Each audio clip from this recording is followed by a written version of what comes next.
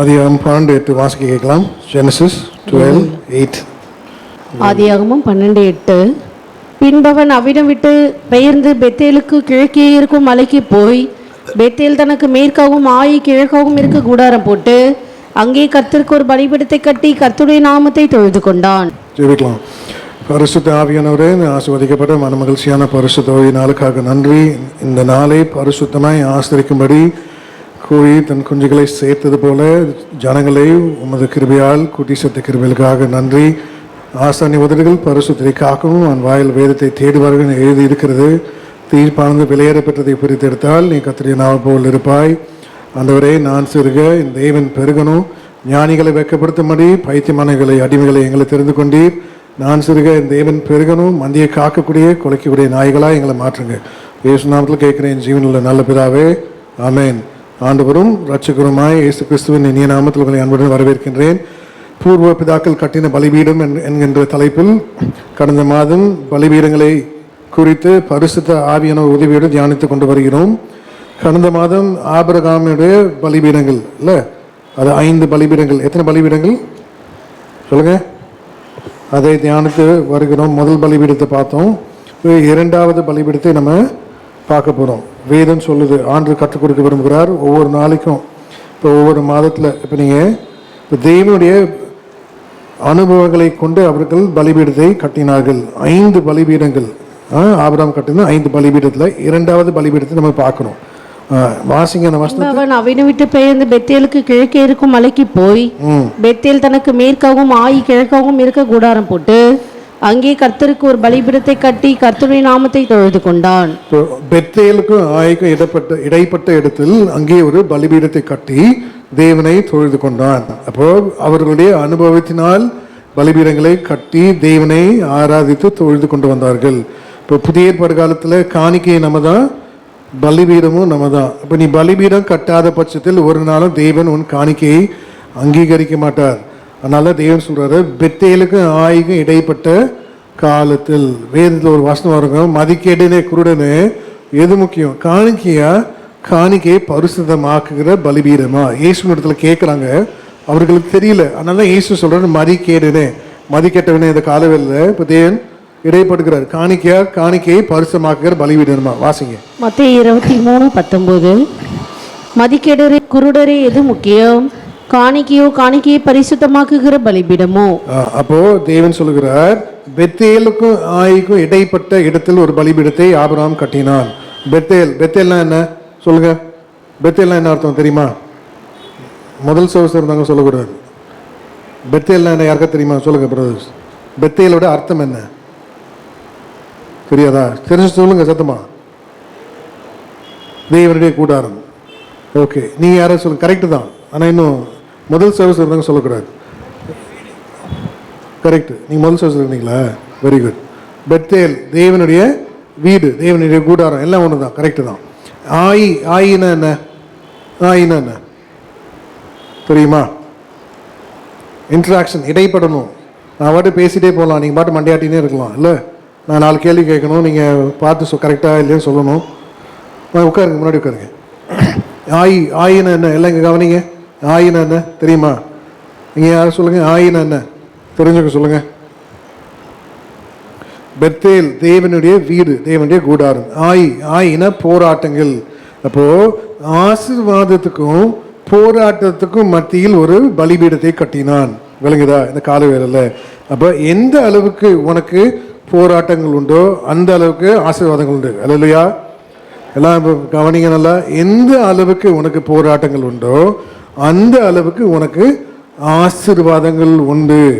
அப்போ அதனால தான் பக்தன் ஜெபிக்கிறான். என்ன ஜெபிக்கிறான் சொல்லுங்க? 23 சங்கீதத்தில் நான் வாசிங்க.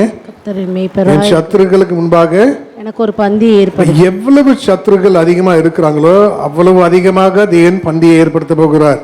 எனக்கு போராட்டங்களே வேண்டாம், ஆசீர்வாதமே வராது. எனக்கு பிரச்சனை கஷ்டங்கள் வேண்டாம், தேவன் ஒரு நாளும் உன்னை உயர்த்த மாட்டார். எந்த அளவுக்கு அப்போ எந்த அளவுக்கு தேவன் உன்னை ஆசீர்வதிக்கிறாரோ அந்த அளவுக்கு போராட்டங்களும் நம்முடைய வாழ்க்கையில் வரும். நீங்க அப்படியே எடுத்துக்கணும். வாசிங்க. சங்கீதம் 23:5. என் சத்துருக்களுக்கு முன்பாக நீர் எனக்கு ஒரு பந்தியை ஆயத்தப்படுத்தி என் தலை எண்ணெயால் அபிஷேகம் பண்ணுகிறேன். என் பாத்திரம் நிரம்பி வழிகிறது. என் பாத்திரம் நிரம்பி வழிகிறது. அதனால தான் வேதத்துல பார்க்கிறோம், தேவனுடைய வீடு, நீ இருக்கிற வீடை பற்றி தேவன் பேசல. உலகத்துல எங்க வேணாலும் இருக்கலாம், லண்டன்ல, ஆஸ்திரேலியால, பிரான்ஸ்ல, அமெரிக்கால, எங்க வேணாலும் இருக்கலாம்ல. இந்தியால பெரிய வீடு ஏக்கர் கணக்குல, தேவன் அந்த வீடு சொல்ல, ஒரு பெரிய வீடு என்று தேவன் அழைக்கிறார். வாசிங்க 2 தீமோத்தேயு 2:20. ஒரு பெரிய வீட்டுல பல பல பாத்திரங்கள் உள்ளன. 2 தீமோத்தேயு 2:20. ஒரு பெரிய வீட்டிலே பொன்னும் வெள்ளியுமான பாத்திரங்களும் அல்லாமல் மரமும் மண்ணுமான பாத்திரங்களும் உண்டு. நல்ல கவனிங்க, ஒரு பெரிய வீடு எதை காண்பிக்கிறது? தேவனுடைய வீடு தான் பெரிய வீடு. ஒரு பெரிய வீட்டு பொன் என்ன பாத்திரம்? ஃபர்ஸ்ட் பொன். பொன் எதுக்கு அடையாளம் சொல்லுங்க? பொன் எதுக்கு அடையாளம் தெரிஞ்சவங்க சொல்லுங்க. முதல் சோசனம் சொல்லக்கூடாது. Very good. பொன் விசுவாசத்துக்கு அடையாளம். அதனால தேவன் சொல்லுகிறார், அதுக்கு என்ன? ஐஸ்வர்யவனை பார்க்காத, தரித்திரன்னு பாரு. அவன் எதுல வெளியேற பெற்றவன்? விசுவாசத்துல வல்லவன். அதனால ஆபிரகாம் தேவன் அழைக்கிறார், அவன் விசுவாசத்தில் வல்லவன். விசுவாசத்தில் வல்லவன். வாசிங்க யாக்கோபு 2:5.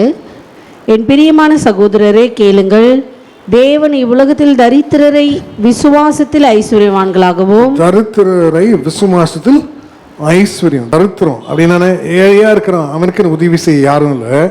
ஏழையா இருக்கிறான், வியாதி இருக்கு, அவனுக்குன்னு உதவி செய்ய யாரும் இல்லை.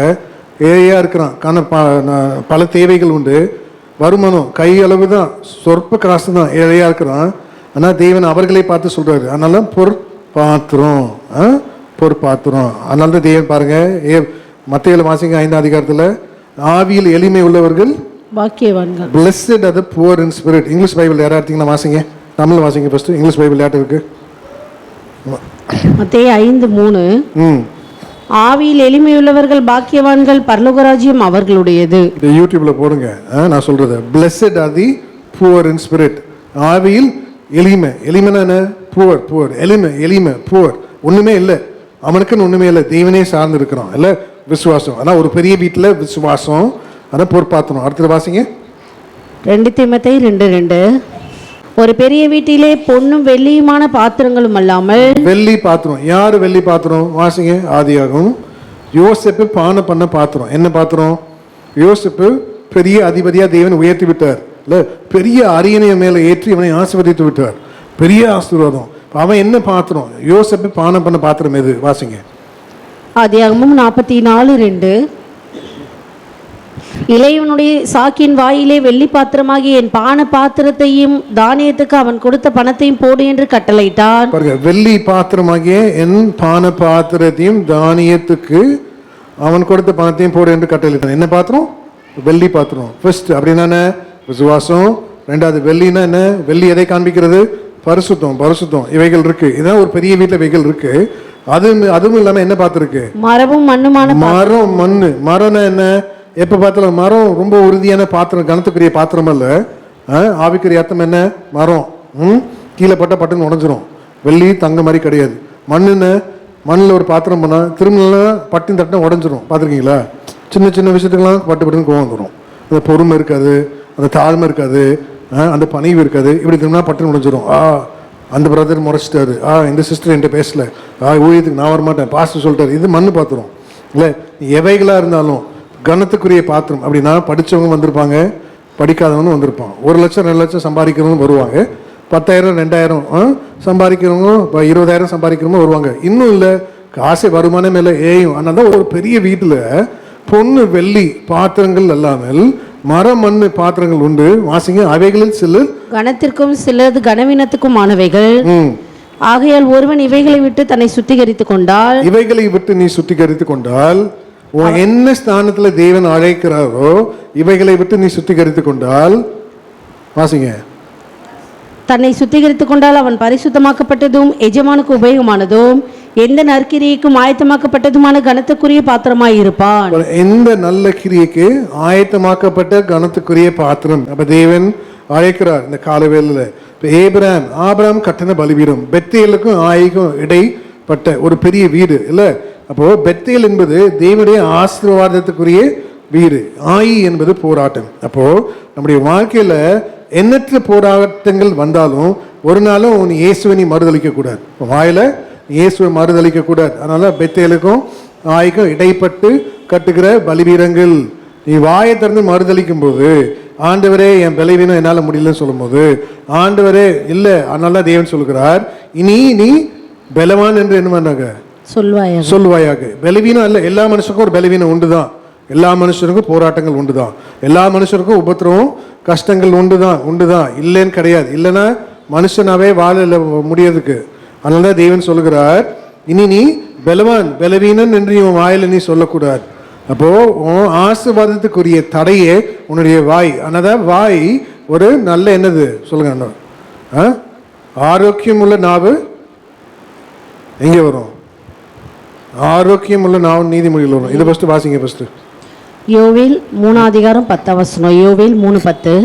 உங்கள் மண்வெட்டிகளை பட்டயங்களாகவும் உங்கள் அரிவாள்களை ஈட்டிகளாகவும் அடியுங்கள், பலவீனனும் தன்னை பலவான் என்று சொல்வானாக. நல்ல தேவன் சொல்லுங்க, ஆரோக்கியம் உள்ள நாவு ஒரு நல்ல ஔஷதம் இல்ல, நல்ல வார்த்தை. ஜீவனமும் மரணமும் வாயின் அதிகாரத்தில் இருக்கு இல்ல. உனக்கு இடைப்பட்ட காலங்கள்ல பெத்தேல் அப்ப ஆயி இவைகள் மத்தியில் நீ ஒரு பலிபீடத்தை நீ கட்டணும்னா ஆரோக்கியம் உள்ள நாவு இல்ல. அதனால தேவன் சொல்லுகிறார். அதே போல நம்ம என்ன பேசுறோம், நீ ஒரு நாளும் உன் தேவனை நீ மறுதளிக்க கூடாது. அப்ப தேவன் உன்னை உயர்த்தும் போது அவ்வளவு அதிகமா போராட்டங்கள் வரும். தேவன் அதுக்குரிய பாத்திரவான இருக்கியான்னு பார்ப்பார். ஆசீர்வதிக்கிறாரு, ஆசீர்வாதத்துக்குரிய போராட்டத்தை நீ தாக்கு பிடிக்க முடியலன்னா ஆசீர்வாதம் கையை விட்டு போயிடும். விளங்குதா உங்களுக்கு? தேவன் எவரையும் உயர்த்த முடியும், எந்த மனுஷனையும் மேன்மைப்படுத்த அவருடைய கருத்தால் ஆகும். ஆனால் தேவன் உயர்த்தும் போது அதுக்குரிய போராட்டங்கள், பிரச்சனைகள், அவமானங்கள், நிந்தைகள் வருமே. அது உங்களால் தாக்கு பிடிக்க முடியுமா இந்த காலவேளையில்? அதே போல தேவன் உயர்த்திட்டார் அப்படின்னா கண்டிப்பா போராட்டங்களும் வரும். தேவன் பாருங்க, யாக்கோபை ஆசீர்வதிச்சிட்டாரு. அவன் என்ன பண்றான்? மிகுந்த பரிவாரங்களோடு வரான். யாரை பார்க்க?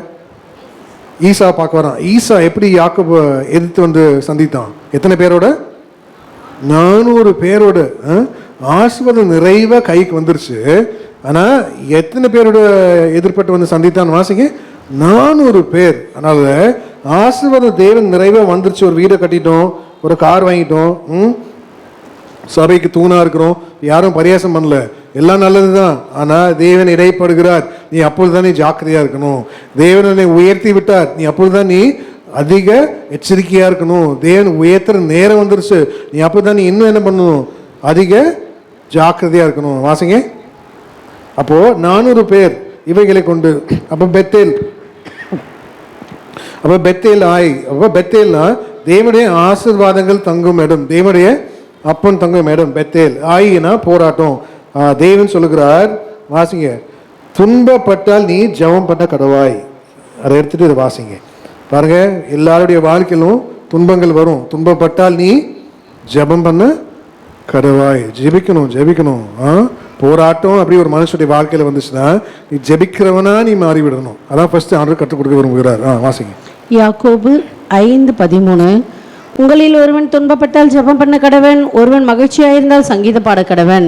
தேவ பக்தியா நடக்க மனதுள்ளவன் யாவரும் துன்பப்படுவார். வாசிங்க.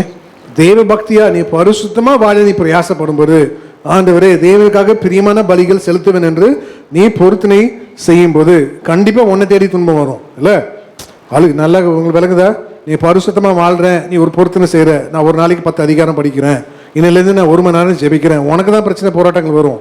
பரிசுத்தமாக வாழ போகிறேன், கோபப்பட மாட்டேன், பழி வாங்க மாட்டேன், அவதூறாக நான் பேச மாட்டேன், நேரத்துக்கு நான் ஒழுங்காக வரேன், என்ன பொறுத்துன்னு செய்கிறோமோ அதனால தான் தேவன் சொல்லுகிறார், தேவ பக்தியாக வாழ்கிற இனிமேல் வைராக்கியமாக இருப்பேன், பட்டயத்தை வச்சிருவேன் ஆண்டவரே, யாரையும் பிரியப்படுத்த மாட்டேன், என் அண்ணன், என் தம்பி, என் அக்கா, என் தங்கச்சி, என் அத்தை, என் சொத்தை, என் மாமா, வந்தவன் போனவன், சொல்லுங்கள் எல்லாரும், மொய் எழுதினவன், மொய் எழுதாதவன், நிறைய பேர் நம்ம கூடுவோம்ல, மொய் எழுதாமே சாப்பிட்டு போவாங்கல்ல, எவனையும் பிரியப்படுத்த மாட்டேன். வாசிங்க.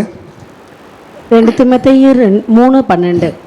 அன்றியும் கிறிஸ்து இயேசுக்குள் தேவபக்தியை நடக்க மனதாக இருக்கிற யாவரும் துன்பப்படுவார்கள். நீ பரிசுத்தமா வாழ பிரயாசப்படும் போது, உன் பொறுத்த நிலையில நீ உண்மையா இருக்கும்போது, அதனால்தான் தேவன் சொல்லுகிறார். ஆதியாகமம் 32:6.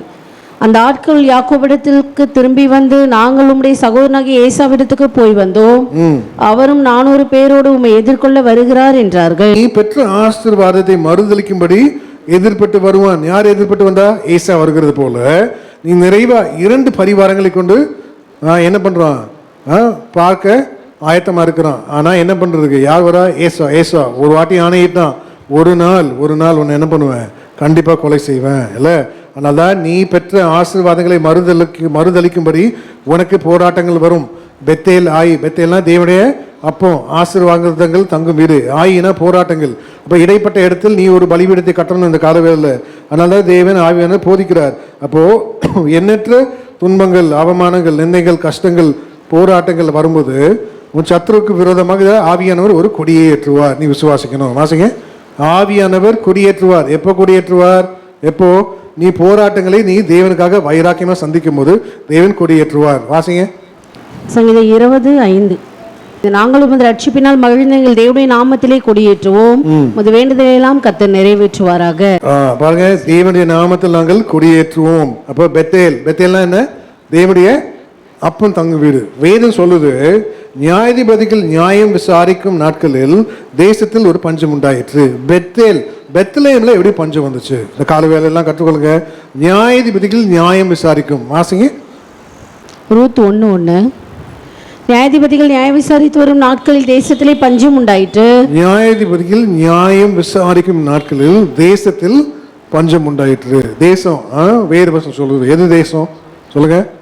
தேசமே பயப்படாத மகிழ்ந்து கலிக்கூறு கத்த பெரிய காரியங்களை. எது தேசம்? நம்ம சரீரம் தான் தேசம் இல்ல. உன் சரீரம் உன் தேசம். அந்த காலவேளையில் இப்ப தேவன் சொல்கிறார், நியாயாதிபதிகள் நியாயம் விசாரிக்கும். அப்படின்னா முகமுகமாக தேவன் இடைப்பட்டார். யாரோட? மோசையோடு. ஜனங்கள் என்ன பண்ணாங்க? அநேக வேலையில் அதை நான் கற்றுக் கொடுப்பேன். முதல் சர்வீஸ்க்கு நாங்கள் லேட்டாக வந்தோம். ஏதோ பிரச்சனை லேட் ஆயிடுச்சு. ஏன் லேட் ஆச்சு? அதே போல் உங்களை சீர்படுத்தும் போது எங்களுக்கு பிரச்சனையாயிரும். விளங்குதா?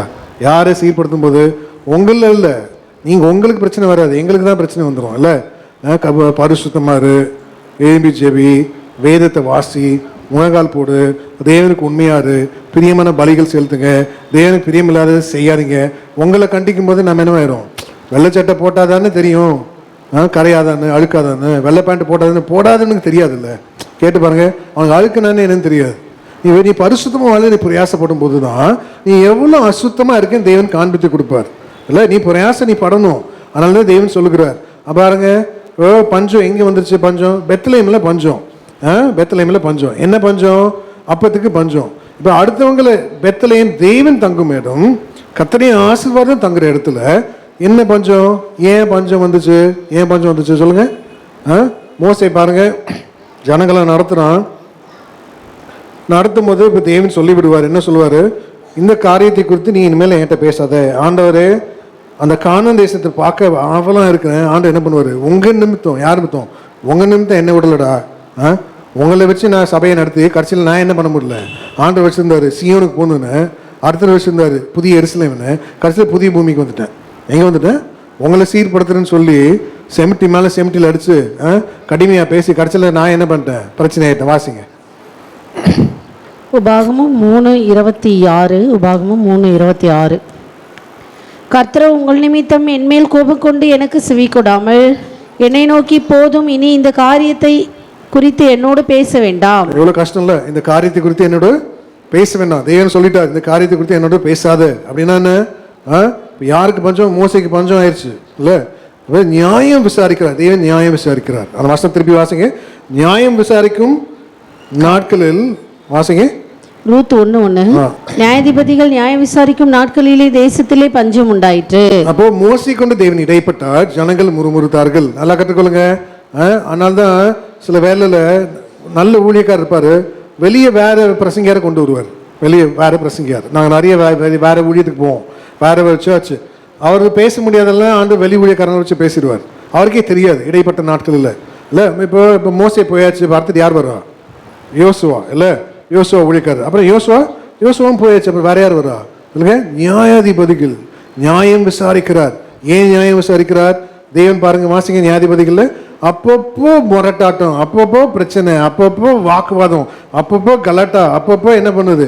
ஆனா கல்லு தூக்கிறது. சும்மா ஃபார் எக்ஸாம்பிள் மோசையை தூக்குற மாதிரி. அப்பப்போ தேவன் என்ன பண்ணாரு? அவர்களே தேவன் ஒப்பு கொடுத்து விடுவார். வாசிங்க நியாயாதிபதிகள் 6:1. பின்னும் இஸ்ரவேல் புத்திரர் கர்த்தரின் பார்வைக்கு பொல்லாப்பானதை செய்தார்கள். அப்பொழுது கர்த்தர் அவர்கள் 7 வருஷம் மீதியானின் கையில் ஒப்பு கொடுத்தார். மீதியான் கையில் எத்தனை வருஷம் ஒப்பு கொடுத்தார்? தேவனுக்கு பொல்லாப்பு நீ என்ன செய்யற, நீ என்ன பொருத்தனை பண்ற? அதனால தான் வேதம் சொல்லுது, தான் நாணயிட்டதை நஷ்டம் பண்ணாலும் தன் பொருத்தனை தவறாம இருக்க. நீ என்ன பொருத்தனை செஞ்ச? கால வேலையில எல்லாம் கவனிங்க. ஆண்டுகிட்ட நெருங்குறோம். என்ன நெருங்குறோம்? நிறைய பேர் சாட்சி சொல்லுவாங்க தெரியுமா, இந்த வருஷம் இந்த மாதம் ஒழுங்காக வேதத்தை நான் படிக்கல, நான் ஒழுங்காக ஜெபிக்கல, தெய்வன் என்னை மன்னிப்பராக. இவன் கோடாரியை மூழ்கிட்டு வேணா கேட்குறான், இஞ்சி காசையும் கேட்குறான். நீ என்ன அட்டகாசம் பண்ண? ஆனால் மேடையில் வந்து சாட்சி சொல்றது என்ன? நீ மூழ்கினது கோடாரி, நீங்க வந்து இஞ்சி காசையும் கேட்கலாமா? நீ அது மொத்தமா நீ பண்ண, பைபிள் ஒண்டி தான் படிக்கல, ஜெபிக்க தான் இல்லையா? என்ன அட்டகாசம் பண்றோம் நம்ம? பண்ணாத அட்டகாசமே கிடையாது. அதனால தேவன் சொல்லுகிறார், தேவன் ஒப்பு கொடுக்கிறார் ஜனத்தை. தேவன் சில நாள் பார்ப்பார் சீர்திருத்தும்படி தம்முடைய ஜனத்தை சீர்திருத்தவே தேவனுக்கு விருப்பமா. என் கையை உன்னிடமாய் திருப்பி, இப்போ கடைசி இன்னும் 1 மாசம் தான் இருக்கு, நல்லா கற்றுக்கொள்ளுங்க. உன் பக்தி எவ்வளோ ஏறி இருக்கு நம்மள அனலைஸ் பண்ணலாமா? எத்தனை மணி நேரம் வேதத்தை வாசிக்கிறோம், எத்தனை மணி நேரம் ஜெபிக்கிறோம், எத்தனை மணி நேரம் உபவாசம் போடுற, நீ தேவனுக்காக எவ்வளவு ஊழியம் செய்யற, நீ ஆண்டுக்காக நீ எவைகளை நீ தாங்குற, ஆண்டுக்காக பரிசுத்தம் என்ன இழந்திருக்க, ஆண்டுக்கு என்ன இழந்திருக்கு? ஒண்ணுமே இழக்கல. ஒன்னு எப்படி ஆண்டு உயர்த்துவாரு? ஒண்ணுமே நீ இழக்கல, ஆண்டு எதை உன் கையில கொடுப்பாரு? ஆண்டு பட்டியல் போட்டப்ப என்ன பண்றது நம்ம சொல்லுங்க? அப்போ அதனால தான் தேவன் சொல்றாரு, ஐசாயால வாசிங்க, என் கையை உன்னிடமாய் திருப்பி. எசையா 1:25, எசையா 1:25, நான் என் கையை உன்னிடமாய் திருப்பி உன் களிம்பு நீங்க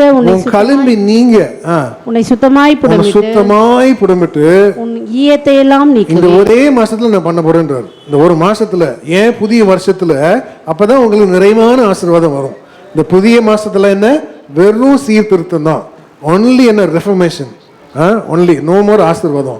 தேவன் ஆசீர்வதிப்பார். நானும் 11 மாசம் ஜெபிச்சிட்டேன், நானும் 11 மாசம் ஊழியக்காரன் ஆசீர்வாதம் போட்டுட்டேன், என் கல்லாப்பட்டி நுரம்பவே இல்லை, நான் இன்னும் புது கார் வாங்கல, பழைய கார் தான் வாங்கியிருக்கேன். எவ்வளோ நாள் தான் என்ன பண்றது? இப்படியே ஆண்டு பார்த்துனே இருப்பார். பார்த்து இனிமேல் என்ன? ஒன்லி இந்த மாசம் ஃபுல்லா சீர்திருத்தம், கடுமையான. அதனால ஆண்டு சொல்ற பாருங்க, நான் என் கை உன்னிடமாய் திருப்பி. சொல்லுங்க எல்லாம் பாசிங்க, எல்லாம் என்னோட, நான் என் கையை உன்னிடமாய் திருப்பி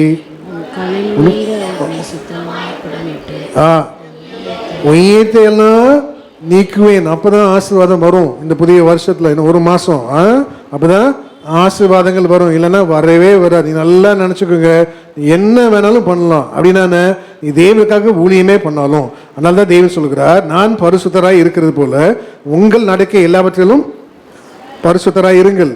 அவர் பரிசுத்தராய் இருக்கிறது போல. அப்போ தேவனுடைய ரத்தத்தால் கழுவப்பட்ட பிள்ளைங்களாம் நீதிமான்கள் தான். வாசிங்க, இதை வாசிங்க. 1 பேதுரு 1:15. தேவன் அழைக்கிறார். அழைப்பு இருந்துச்சுன்னா அவனும் நீதிமான். இன்னைக்கு அழைப்பு இருக்கு. என்ன அழைப்பு இருக்கு உங்களுக்கு? சொல்லுங்க, என்ன அழைப்பு? பரிசுத்த ஓய்வு நாளை பரிசுத்தமாய் ஆசரிக்கும்படி. அப்படின்னு பரிசுத்தமாய் ஆசரிக்கும்படி ஒழுங்கா வரணும் சபைக்கு. எப்படி வரலாம்? 8 மணினா 8:45 வருது, அது பெரிய ஆசீர்வாதம். ஒரு 5 நிமிஷம் 10 நிமிஷம் லேட்டு தவறுச்சுன்னா பரவாயில்ல, இல்ல அது உண்மை. அதுல ஒரு ஆசீர்வாதம் உண்டு, நீங்க தெரிய மாட்டேங்குது உங்களுக்கு. அதுல வந்து ஒரு பெரிய ஆசீர்வாதம். நீ முன்னாடியே வந்துட்டீங்கன்னா தேவன் என்ன பண்ணுவான்? பிரியமா இருப்பார் உன் மேல. வாசிங்க. 1 பேதுரு 1:15. உங்களை அழைத்தவர் பரிசுத்தராய் இருக்கிறது போல நீங்களும் உங்கள் நடக்க எல்லாவற்றிலும் பரிசுத்தராயிருங்கள். நீங்களும் யாரு? அப்படின்னா யாரு நீங்களும்னா யாரு? நீங்களும் நான் இல்லையா? நீங்களும் யாரு? ஊழியக்காரன், விசுவாசி, ரெண்டும் ஒரே தராசு தான். பரிசுத்தம் என்று வரும்போது தராசுல கரெக்டா நின்றுவார். அப்படி பிளம்ல தூக்கு நூல் விட்டு கரெக்டா பார்த்துவார். ஊழியக்காரனும் விதி விலகு அல்ல, விசுவாசியும் விதி விலகு அல்ல. அங்க ஆண்டு சொல்றார், நீங்களும் பேசுகிற ஊழியக்காரன் நானா இருந்தாலும், கேட்கிற விசுவாசி நீயா இருந்தாலும், தேவன் பரிசுத்தத்துல ஒரு வைராக்கியம், அந்த பரிசுத்தம் வரும்போது அக்கினியா நின்றுவார் ஆண்டு. நீ பரிசுத்தம் குறைச்சல் என்ன? பரிசுத்தம் குறைச்சல். மனதுல ஒரு போராட்டம் வந்தாலே பரிசுத்த குறைச்சல். மனதுல இல்ல, வாயில ஒரு போராட்டம் வந்தாலே பரிசுத்த குலைச்சல் ஆயிரும். அதனால உன் பலவீனம், அது ஒரு பலவீனம், அதுக்காக நீ ஜெபிக்கணும். தவறி பேசிட்டேன் ஆண்டு. அநேக வேலையில் பிரசங்கில் தானே ஒரு மாசிங்க, என் வாய் தவறி பேசினது நிமித்தம் உன் கையும் பிரயாசத்தை ஏன் தேவன் அழிப்பானு? ஏன்டா தேவையில்லாம பேசுற, ஆண்டு கேட்பார்ல. நான் சும்மா சொல்றேன், நீ கோச்சுக்காதீங்க. ஆண்டு பேசுறான்னு நீங்க நினைச்சுக்கணும். ஆண்டுக்கு ஏன்டா தேவையில்லாம பேசுற. சில வீட்டில் பெண்கள் வாயே மூட மாட்டாங்க. ஆண்டு சொல்ல, ஏன்டி தேவையில்லாம பேசுற? இல்ல, வாய் ஜாக்கிரதையா வச்சுக்கணும். தேவையில்லாம நீ ஏதாவது பேச, உன் கையும் பிரயாசத்தை நீயே நீ ஏன் தலையில் மண்ணை வாரி போட்டுக்கிற? வாசிங்க. பிரசங்கி 5:6. உன் மாம்சத்தை பாவத்துக்குள்ளாக்க உன் வாய்க்கு இடம் கூடாதே, அது புத்தி பிசக்கினால் செய்தது என்று தூதனுக்கு முன் சொல்லாதே. யாரு தூதன்? நான் தூதன். நீங்க ஊழியக்காரன் தூதன். தூதனுக்கு முன்னாலே நீ சொல்லாத. தேவன் உன் வார்த்தையினால் கோபம் கொண்டு உன் கைகளின் கிரிகளை அழிப்பானே. என்ன சொல்ற? என்ன சொல்ற? புரியுதா? ஏன் பஞ்சம் வருது? உன் கையின் கிரிய, வேலை ஸ்தலம், சம்பளத்துல அங்க ஒரு புடி பிடிச்சிருவாரு இல்ல, எங்க கை வைக்கிறது பாருங்க ஆண்டவர். உன் வாயின் நிமித்தம் தான் உனக்கு பிரச்சனை. ஏன்? அதனால்தான் நல்ல ஆரோக்கியமான வாய், ஆரோக்கியமான நாவுன்னு வரும். ஆரோக்கியமான ஒரு நல்ல என்ன ஔஷதம், ஆரோக்கியமான நாவு, ஜீவ விருச்சம், அதெல்லாம் நிறைய வசனம் இருக்கு. வாசிங்க. அப்போ தெய்வன் சொல்லுகிறார் இந்த கால வேளையில, உன் பெத்தேல் ஆசீர்வாதத்துக்கும் ஆயும், ஆயினா போராட்டங்கள், எல்லா மனுஷருக்கும் போராட்டங்கள் உண்டு. நல்லா கவனிங்க, எல்லா மனுஷருக்கும் போராட்டங்கள் உண்டு. நான் ரட்சிக்கப்பட்டேன், எனக்கு தான் இவ்வளோ பிரச்சனை, அப்படி கிடையாது. நீ ரட்சிக்கப்பட்ட, உனக்கு பிரச்சனையாக இருந்தாலும் தேவன் கை கொடுப்பார். அல்லேலூயா. வெளியில் இருக்கிற அந்த பிரச்சனை போராட்டத்தில் மடிந்து விடுவான். அதனால பெத்தேலுக்கும் ஆய்க்கும் இடைப்பட்ட இடத்தில் நீ ஒரு பலிபீடத்தை கட்டணும், பலிபீடத்தை கட்டணும். இப்போ தெய்வன் சொல்லுகிறார், நியாயாதிபதிகள் நியாயம் விசாரிக்கும் நாட்களில் தேசத்தில் ஒரு பஞ்சம் உண்டாயிற்று. அந்த திருப்பி வாசிங்க. ரூத் 1:1. நியாயாதிபதிகள் நியாயம் விசாரித்து வரும் நாட்களில் தேசத்தில் பஞ்சம் உண்டாயிற்று. அப்பொழுது யூதாவில் உள்ள பெத்லெகேம் ஊரானாகிய ஒரு மனுஷன் தன் மனைவியோடு 2 குமாரோடு கூட மோவாப் தேசத்தில் போய் சஞ்சரித்தான். வாசிங்க கீழே.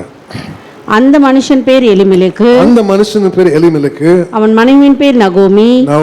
அவனுடைய 2 குமாரில் ஒருவன் பேர் மக்லூன், மற்றொரு பேர் கிலியோன்.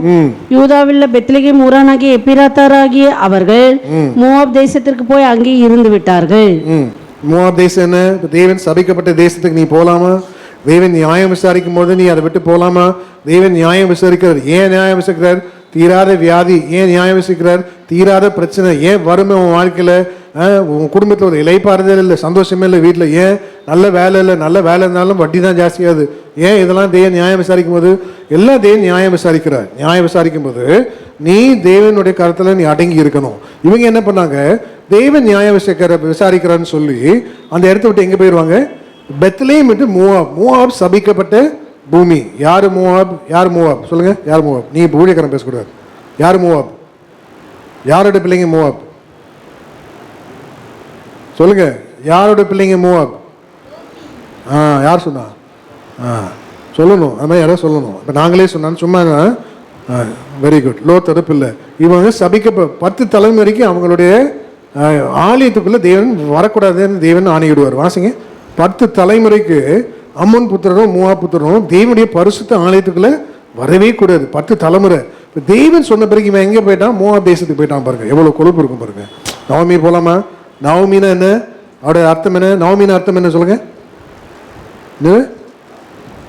ஆஸ்வதிக்கப்பட்டவ. அப்புறம் வேற நவமினா என்ன அர்த்தம்? அது கிடையாது. என்னது என்னது சொல்லுங்க.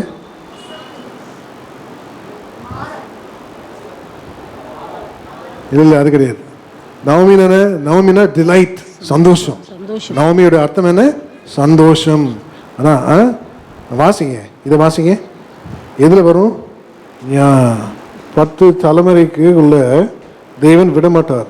ஏன்? நீ வரக்கூடாதுன்னு சொல்லுவார். அம்மன் புத்திரரும் மோவாப் புத்திரரும் 10ஆம் தலைமுறை 10ஆம் தலைமுறைக்குள்ள ஆசாரியன் தேவனே ஆசிரியப்பு கூடாரத்துக்குள்ள வரக்கூடாது, ஆலயத்துக்குள்ள வரக்கூடாது, தேவனுக்கு கட்டளையிடுவார். இவங்க மோவாப் தேசத்துக்கு போயிடுவாங்க. இப்போ தேவனுக்கு பிடிக்காத இடத்துக்கு போயிட்டாங்க. எதை காண்பிக்கிறது? இப்போ தேவன் நியாயம் விசாரிக்கும் போது என்னுடைய வாழ்க்கையில் நான் ஒரு சாட்சி சொல்கிறேன். என் ஊழியக்காருக்கு நான் 10 வருஷம் நான் டிரைவர் எப்பவுமே சொல்லுவேன்ல, தாழ்மையாக சொல்கிறேன். ஏன் 4 வருஷத்துக்கு மேலே அந்த சபையில் என்னால் இருக்கவே முடியல. அந்த சபையில் பயங்கரமான உபத்திரம்லாம் சும்மாலாம் இல்லை, நீங்களாம் தாக்கே பிடிக்க முடியாது.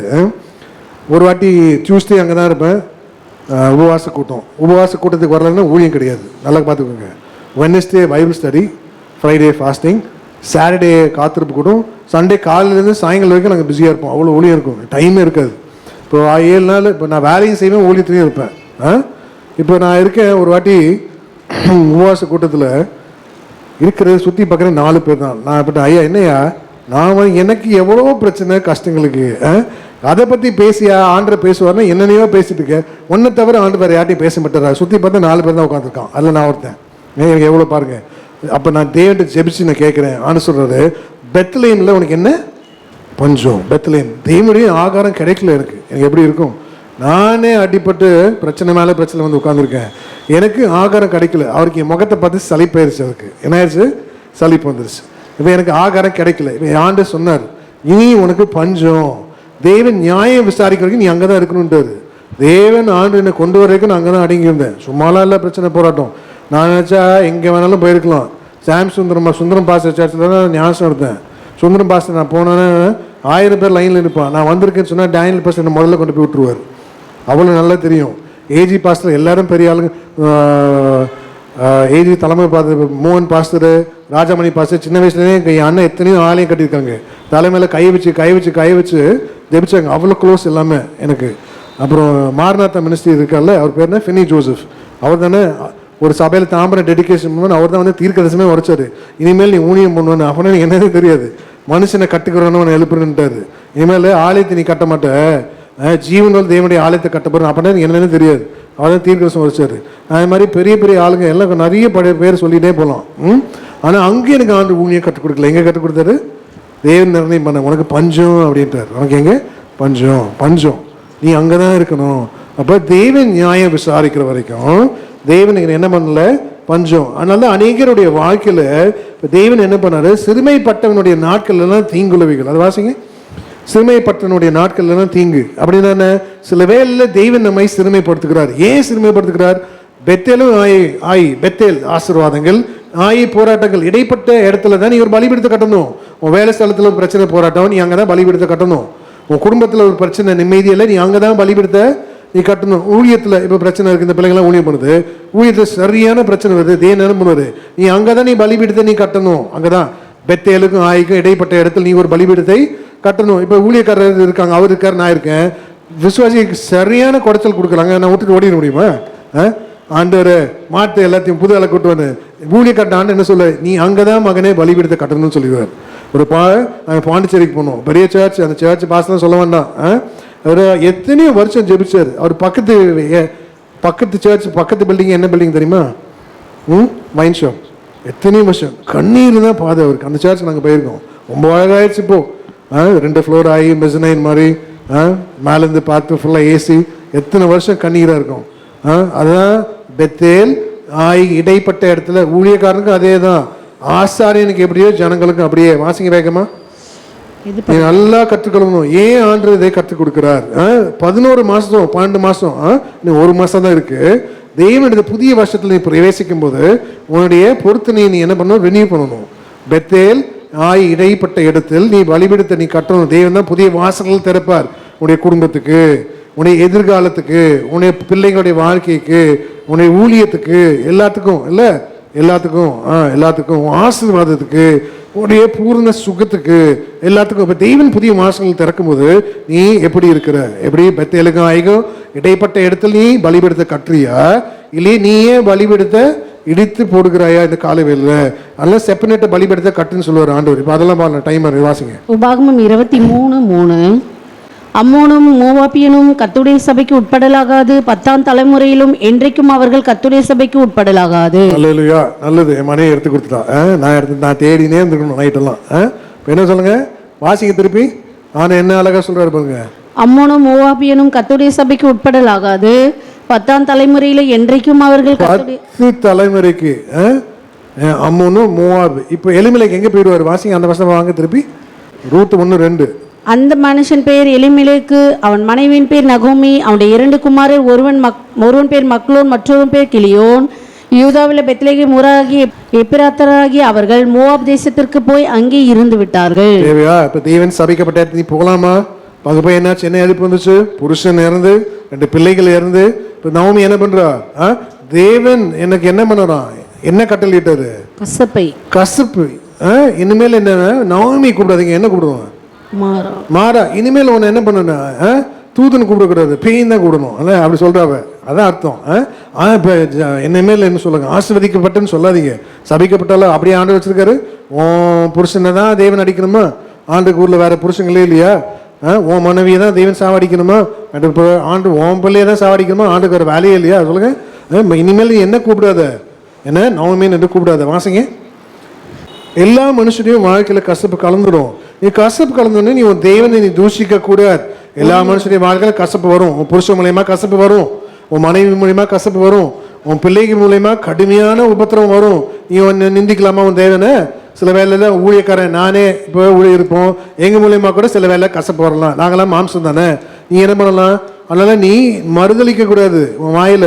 நீ ஒரு நாள் தேவன் பெத்தலேம் அப்பத்தின் வீடு, ஆசீர்வாதத்துக்குரிய வீடு, நீ ஒரு நாளும் உன் வாயில நீ மறுதளிக்க கூடாது.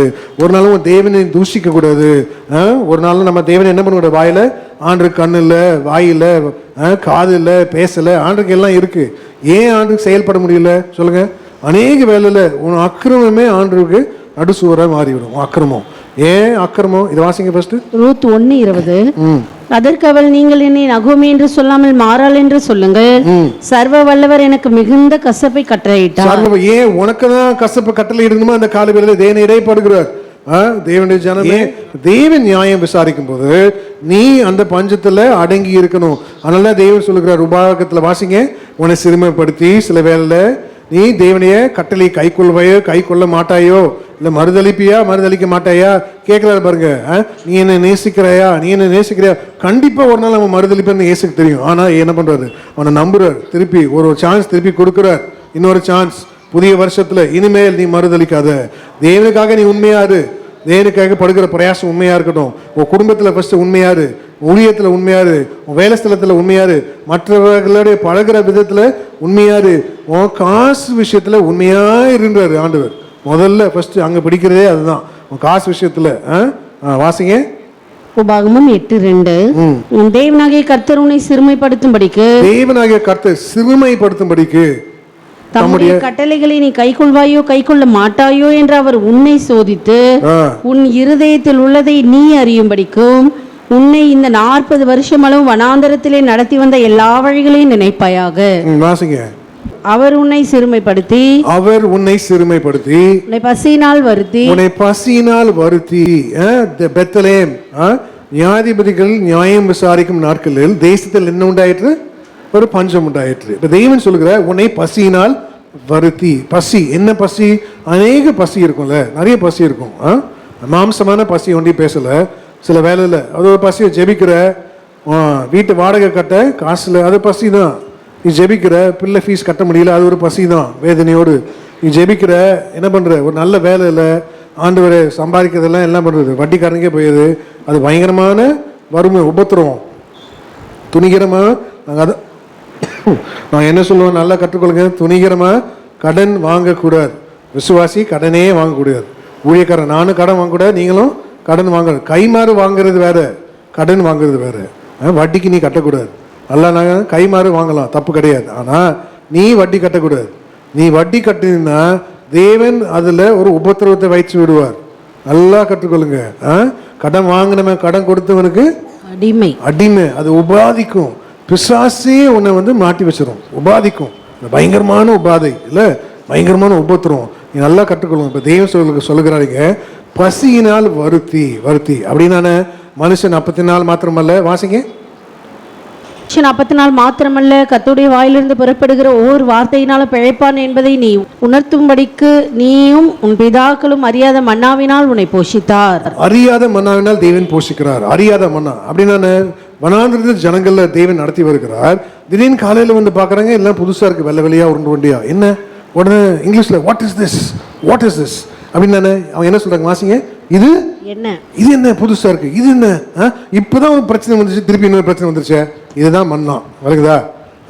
இப்பதான் ஒரு பிரச்சனை வந்துச்சு வாழ்க்கையில, பட்டாலும் இன்னொரு பிரச்சனை வந்துச்சு, அது போச்சு. அப்புறம் திடீர்னு போச்சா இன்னொரு பிரச்சனை வந்துருச்சு. இந்த பிரச்சனை தான் போச்சா வேற ஒரு பிரச்சனை வந்துருச்சு. இதுதான் வாட் இஸ் திஸ் மன்னா. அறியாத தேவன் புது புது மன்னாவை கொண்டு போஷிக்கிறார்.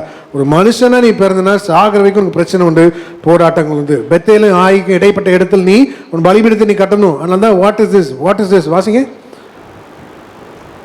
அறியாத மன்னா வனாந்திரத்தில் தேவன் என்ன பண்றாரு? ஜனங்க பார்க்கும்போது இது என்ன புதுசா இருக்கு, இது என்ன புதுசு? ரட்சிக்கப்பட்டோம், ஞானஸ்தானம் எடுத்தோம், ரட்சிக்கப்பட்டோம், அபிஷேகம் பெற்றோம், தேவனுக்காக ஊழியமும் செய்யறோம். இது என்ன புது பிரச்சனை? இதான் பிரச்சனை. அறியாத மன்னாவினால் தேவன் போஷிக்கிறார். உன் பலத்தினால் அல்ல, உன் பராக்கிரமத்தினாலும் மாத்திரமல்ல, தேவனுடைய ஆவியினால் எல்லாமே கூடும். எல்லாமே எல்லாம், எல்லாமே எல்லாமே எல்லாமே. கர்த்தருடைய வசனம் ஜீவன் உள்ளது. அதுக்கு ஒரு ஜீவன் இருக்கு. நீ அப்படியே நீ விசுவாசிக்கும் போது உன் வாழ்க்கையில அப்படியே பலிக்கும். நீ தேவனை எவ்வளவு விசுவாசிக்கிற? அதனால பாருங்க, தேவன் அவன் விசுவாசித்தான், தேவன் அதை அவனுக்கு நீதியாக எண்ணினாராம். எதை விசுவாசித்தான்? இனிமேல் உனக்கு வயசான காலத்தில் குழந்தை பிறக்குமா? ஆண்டவர் ஒரு நாள் சொன்னார், ஆண்டவரே எனக்கு என்ன இல்லை, பிள்ளையே இல்லை ஆண்டவரே. என் வீட்டு விசாரணைக்காரன் யாரு? வேலைக்காரன். அவன் தான் எல்லாமே. அவன் இல்லை, நான் உனக்கு என்ன பண்ண போறேன்? ஒரு பிள்ளை கண்டிப்பாக கொடுப்பேன். வயசாச்சு, பலன் இல்லை, பலவீனமாயிட்டோம், இல்லை கண்டிப்பாக செய்வேன். யார் செய்வார்? ஆண்டு சொன்னால் அப்படியே செய்வார். அந்த பிள்ளையை விட்டுருங்க, அது பிள்ளையை பாட்டு விளையாட்டும். பிள்ளையை யாரும் பார்க்கக்கூடாது. நீ எல்லாம் நீ இங்கே கவனிக்கணும். இங்கே கோட்டை விட்டுனா வாழ்க்கையை கோட்டை விட்டுருவார். வாசிங்க. இப்போ தேவன் இடைப்படுகிறார். தேவன் சொல்லுகிறார், இந்த காலவேளையில் புது புது மண்ணா மனுஷன் அப்பத்தினால் மாத்திரமல்ல எதனால் பிழைக்கிறான்? தேவனுடைய வாயிலிருந்து. எங்கிருந்து? இந்த ஆல்டர்லேருந்து தேவன் இடைப்படுகிறார் புதிய புதிய வார்த்தையை கொண்டு. இது என்ன? இது எடுத்தீங்களா? What is this? ஆதியாகமம் யாத்திராகமம் 16:14. பெய்திருந்த பனி நீங்கின பின்பு இதோ வனாந்திரத்தின் மீதெங்கும் உருட்சியான ஒரு சிறிய வஸ்து உறைந்த பனிக்கட்டி பொடியத்தனையாய் தரையின் மேல் கிடந்தது. இஸ்ரவேல் புத்திரர் அதை கண்டு இது இன்னது என்று அறியாதிருந்து ஒருவரை ஒருவர் பார்த்து இது என்ன என்றார்கள். இது என்ன? மண்ணா பார்த்து கேட்கறாங்க, இது என்ன புதுசு? இது என்ன அப்படின்னா இது என்ன? இப்பதான் பிரச்சனை போச்சு, திருப்பி என்ன பிரச்சனை வந்துருச்சு. இது என்ன புதுசு? இப்பதான் கடந்த மாசம் தான் 2 மாசம் 3 மாசம் புயல் அடிச்சு முடிச்சிச்சு. இது என்ன புதுசு? இதான் உன் வாழ்க்கை. தேவன் பசியினால் வருத்தி. நீ என்ன உன் பலத்திலேயோ உன் ஞானத்திலேயோ உன்னுடைய படிப்பையோ உன்னுடைய அதிகாரத்தையோ உன் அனுபவத்தையோ நீ சார்ந்து செயல்படக்கூடாது. எதை சார்ந்து? அதனால தான் தேவன் சொல்லுகிறார், வாசிங்க, பலத்தினாலும் அல்ல பராக்கிரமத்தினாலும் அல்ல கர்த்தருடைய ஆவியினால் நீ தேவனையே நீ சார்ந்திருக்கணும். இந்த காலவேளையில் எப்படிப்பட்டவனா இருந்தாலும், எங்கே இருந்தாலும், எவ்வளவு திறமைசாலியா இருந்தாலும், நீ எவ்வளவு ஞானியா இருந்தாலும், நீ எவ்வளவு பராக்கிரமசாலியா இருந்தாலும், தேவன் சொல்லுகிற இந்த காலவேளையில் கர்த்தருடைய ஆவியை சார்ந்து நின்று கற்றுக்கொள். மனுஷனுக்கு பிரச்சனை வரும், ஆயி உண்டு, பெத்தேலும் உண்டு. இடைப்பட்ட இடத்தில் நீ தான் அந்த காலவேளையில் பலிபீடத்தை கட்டணும். புதிய வருஷத்துக்கு கடந்து போகிற 1 மாசத்துக்குள்ள நீ உன்னையே சரி செய்யணும். தேவன் இடைப்படுகிறார். சும்மா தேவன் இல்லை, ஆண்டு சும்மா அதான் வேறு சொல்லுது, தேவன் நம்மை பரியாசம் பண்ண விட்டார். நீ ஒரு நாளும் தேவன் உன்னை கைவிட மாட்டார். கைவிடுகிறதுக்கு காரணம் நீ தான், வேற யாருன்னுமே கிடையாது. ஆசீர்வாத குறைவுக்கு காரணம் நீ தான், சுகத்துக்கு குறையது காரணம் நீ தான், தேவன் வழி நடத்துறதுக்கு காரணம் நீ தான், யாருமே இல்லை. தேவன் புதிய வாசல்கள் திறக்கலன்னு சொல்றது காரணம் நீ தான், வேற யாருமே கிடையாது. தேவன் வசனம் என்ன சொல்லுது? நான் ஏதோ உனக்கு சொல்லுங்க, திறந்த வாசலை ஒருவனும் பூட்ட மாட்டான், முடியாது. ஆண்டு கொடுத்துட்டான்னு அவ்வளவுதான். அவர் சொல்லாகும், அவருடைய கட்டளை நிற்கும். இன்னைக்கு இந்த கால வேலை ஆண்டு சொல்றாரு, சுகர் ஏறவே ஏறாது, பிபி ஏறவே ஏறாது, ஏறுமா? ஏறாது. அப்போ ஆண்டு சொல்லணும்ல, ஆண்டு சொல்லலையே. ஏன் சொல்லலை? ஏன் சில வேலை? அதனால தான் தேவன் இடைப்படுகிறார். தேவன் சொன்னா கண்டிப்பா செய்வார். அது தாமதித்தாலும் நீ அதுக்காக நீ என்னது பொறுமையா காத்துரு. தரிசனம் கண்டிப்பா நிறைவேறும் உன் வாழ்க்கையில. இப்போ இந்த காலையில பெத்தேலுக்கு ஆகிங்க இடைப்பட்ட இடத்தில் நீ ஒரு பலிபீடத்தை கட்டணும். வாசிங்க. சகரியா 4:6. அப்பொழுது அவர் செருபாபேலுக்கு சொல்லப்படுகிற கர்த்தருடைய வார்த்தை என்னவென்றால், பலத்தினாலும் அல்ல பராக்கிரமத்தினாலும் அல்ல என்னுடைய ஆவியினாலே ஆகும் என்று சேனைகளின் கர்த்தர் சொல்லுகிறார். ஆமென். அப்ப தேவன் சொல்லுகிறார், என் தேவனாலே நீ என்ன பண்ணுங்க? என் தேவனாலே என்ன சொல்லுங்க? ஒரு மதிலை தாண்டுவேன். வாசிங்க. என் தேவனாலே ஒரு மதிலை தாண்டுவேன், என் தேவனாலே ஒரு சேனைக்குள் பாய்ந்து போய். கர்த்தர் சொல்ற அந்த காலவேளையில, பிரியமானவளே உன் மதில்கள் எப்பொழுதும் எனக்கு முன்பாக இருக்கிறது. நீ ஒரு நாள் நீ கலங்காத. நீ தேவனுக்கு நீ உண்மையா இருக்கும்போது, நீ பரிசுத்தத்தை நீ காத்துக்கொள்ளும் போது, உன் சரீரம் தீட்டுப்படல அப்படின்னு அந்த உத்தரவாதத்தை தேவனுக்கு முன்னாடி காண்பிக்கும் போது, இது என் தேவனாலே நான் ஒரு மதிலை தாண்டுவேன். கண்டிப்பா தேவன் தாண்ட வைப்பார். வாசிங்க. சங்கீதம் 18:29. உம்மாலே நான் ஒரு சேனைக்குள் பாய்ந்து போவேன், என் தேவனாலே ஒரு மதிலை தாண்டுவேன். என் தேவனாலே நான் ஒரு மதிலை தாண்டுவேன். அல்லேலூயா. தேவன் மதிலை தாண்ட வைக்க போகிறார். அப்போ நியாயாதிபதிகள் நியாயம் விசாரிக்கும் போது தேசத்துல ஒரு பஞ்சம் உண்டாயிற்று. பஞ்சம் அநேகருடைய வாழ்க்கையில நிறைய பஞ்சம் உண்டு. சொல்ல முடியாத பஞ்சங்கள்லாம் உண்டு. சில வேலை சொன்னா வெக்கக்கேடு, சொல்லலைன்னா மானக்கேடு. இது யார்கிட்ட பகிர்ந்துக்கிறது? சில ஒண்ணுமே முடியாதுல்ல. அந்த மாதிரி வழியெல்லாம் கடந்து போகும். உபத்திரவமான பாதை இல்லை, யாருக்குமே தெரியாது. அந்த மாதிரி கண்ணீர்னு பாதையில் நீ கடந்து போகும்போது நீ மாத்திரம் உண்மையா உண்மையா இருக்கும்போது தேவன் என்ன சொல்றாரு, புதிய வாசல்கள் உனக்கு திறக்கிறார். அப்போ நீ பலிபீடம் கட்டுகிறதுக்கு இப்போ ஆண்டவர் என்ன பண்ணாரு, பஞ்சத்தை அனுப்புகிறது போல சில வேளை தேவன் எதிர்பார்க்கிறார். என்ன எதிர்பார்க்கிறார்?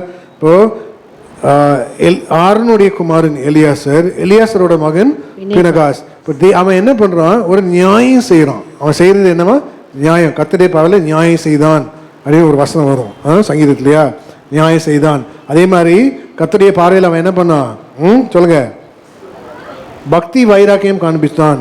அப்போ தேவனுக்காக நீ பக்தி வைராக்கியமா இல்லைன்னா ஒரு நாளும் ஆசீர்வாதத்துக்கும் போராட்டத்துக்கும் இடைப்பட்ட இடத்துல நீ பலிபீடத்தை கட்ட முடியாது. நல்லா கற்றுக்கொள்ளுங்க.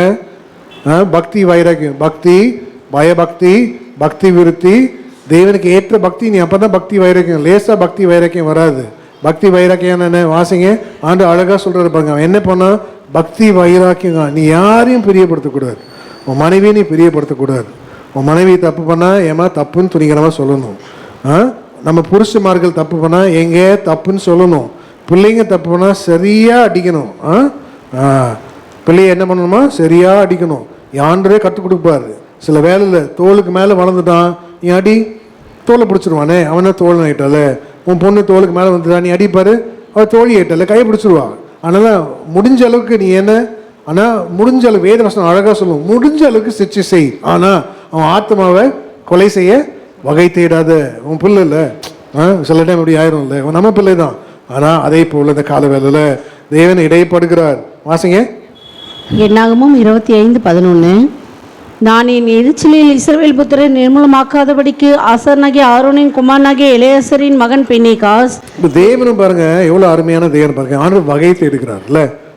எரிச்சல், ஆண்டருக்கு என்ன பேர், எரிச்சல் இல்லை. எரிச்சல் எதுக்கு, பரிசுத்துக்காக எரிச்சல். பக்தி. புருஷன் மணிக்கணக்கில் டிவி பார்க்குறாரு, பக்தியான மனைவி ஏன் டைமை வேஸ்ட் பண்ணுற, சொல்கிறது தப்பே கிடையாது. இப்போ நல்ல பக்தி உள்ள புருஷன் ஏமா இவ்வளோ டைம் வேஸ்ட் பண்ணுற, சொல்கிறதுல தப்பை நீ சொல்லணும். அதுக்கு தான் தேவன் வச்சுக்க. எக்காலத்தை வாயில் வை. உன் வீட்டில் வந்து நானும் எக்காலம் ஊத முடியும். 70 மேலே 70 அடிக்கணும். சொரணம் இருக்கா நாட்டு கேட்க மாட்டாரா? எவ்வளோ சத்தியம் கேட்குறியா, உன் பிள்ளையை நீ கண்டிக்கிறியா, உன் புருஷன் மனைவியை கண்டிக்கிறியா, உன் துன்மார்க்கமான சொந்தக்காரன் வரான் கண்டிக்கிறியா, எங்கேயோ இருக்க வரான், நீனே அறகுற நொண்டி. அவனை பார்த்தா கேட்டால் ஸ்கூல் ஃப்ரெண்டுன்ற, காலேஜ் ஃப்ரெண்டுன்ற, அமெரிக்காவில் வந்திருக்கான்ற, அவனை பார்த்து நீ உன் அறகுற பக்தியும் போய் என்ன பண்ணிடும், வீணாக போயிடும். எல்லாம் தேவையா? என் சொந்தக்காரங்க எல்லாம் வெளிநாட்டில் தான் இருக்காங்க, எல்லாம் முக்காசி துன்மாக்காரங்க, மாட்டா குடிக்காரங்க தான். ஒரு வாட்டி பார்த்தேன், ரைட்டு, கண்டிப்பாக செத்தாலாம் இனிமேட்டுக்கு அவன் வீட்டுக்கு போக மாட்டேன். ஒரு வாட்டி தானே.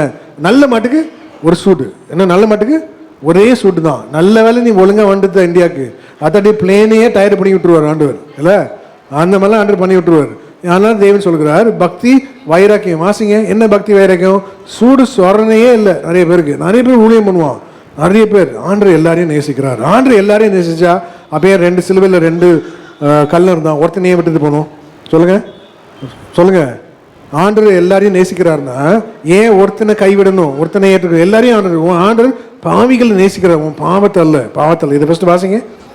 என்னாகமும் 25:6. அப்பொழுது மோசேயும் இஸ்ரவேல் புத்திரராகிய சபையார் அனைவரும் ஆசரிப்பு கூடார வாசலுக்கு முன்பாக அழுது கொண்டு நிற்கையில் அவர்கள் கண்களுக்கு முன்பாக இஸ்ரவேல் புத்திரன் ஒருவன் ஒரு மீதியான ஸ்ரீ ஒரு சகோதரிடத்தில் அழைத்து கொண்டு வந்தான். அதை ஆசனாகிய ஆரோனின் குமாரனாகிய எலியாசர் மகன் பினெகாஸ் கண்டபோது அவன் நடு சபையிலிருந்து எழுந்து ஒரு ஈட்டியை தன் கையிலே பிடித்து இஸ்ரவேலனாகிய அந்த மனிதன் வேசித்தனம் பண்ணும் அறையிலே அவன் பின்னாலே போய் இஸ்ரவேல் மனிதனும் அந்த ஸ்ரீயும் இருவருடைய வயிற்றிலே ஈட்டி உருவி போக அவர்களை குத்தி போட்டான். அப்பொழுது இஸ்ரவேல் புத்திரர் உண்டான வாதை நின்று போயிற்று. அந்த வாதையால் செத்தவர்கள் 24,000 பேர். கர்த்தர் மோசேயை நோக்கி, நான் எரிச்சலில் இஸ்ரவேல் புத்திரை நிர்மூலமாக்காதபடிக்கு ஆசாரியனாகிய ஆரோனின் குமாரனாகிய எலியாசரின் மகன் பினெகாஸ் என் நிமித்தம் அவர்கள் நடுவில் பக்தி வைராக்கி காண்பித்ததினால் தேவன் என்ன சொன்னாரு, பட்டியத்தில் கொண்டுட்டான். தேவனுக்கு அதை என்ன வச்சிருக்காரு, என் நிமித்தம் பக்தி வைராக்கியம் காண்பதினால். வாசிங்க, அது வாசிக்கல. என் நிமித்தம் பக்தி வைராக்கியம் காண்பதினால் இஸ்ரவேல் புத்திரர் மேல் உண்டான என் உக்கிரத்தை திருப்பினான். ஆகையால் இதோ அவனுக்கு என் சமாதானத்தின் உடன்படிக்கை. யாருக்கு நல்ல கவனிங்க, யாருக்கு சமாதானத்தின் உடன்படிக்கை? மலைகள் விலகினாலும் பர்வதங்கள் நிலை பெயர்ந்தாலும் என் கிருபை உன்னை விட்டு விலகாலும். வாசிங்க, சமாதானத்தின் உடன்படிக்கை. யாருக்கு பக்தி, யாருக்கு அது அந்த வாக்குத்தத்தம் பொருந்தும்? பக்தி வைராக்கியமா இருக்கணும் அல்ல, பக்தி வைராக்கியமா இருக்கணும். புருஷன் தப்பு பண்ணால் மனைவி கண்டிக்கணும், மனைவி தப்பு பண்ணால் புருஷன் கண்டிக்கணும், பிள்ளைகள் தப்பு பண்ணால் நீங்கள் கண்டிக்கணும், பக்தி இல்லாதவங்க வீட்டில் வந்தால் நீ அதை கண்டிக்கணும், எந்த தகாத உறவையும் நீ பலப்படுத்தக்கூடாது. இதெல்லாம் யாருக்கு சொல்கிறாரு? சமாதானத்தின் உடன்படிக்கை?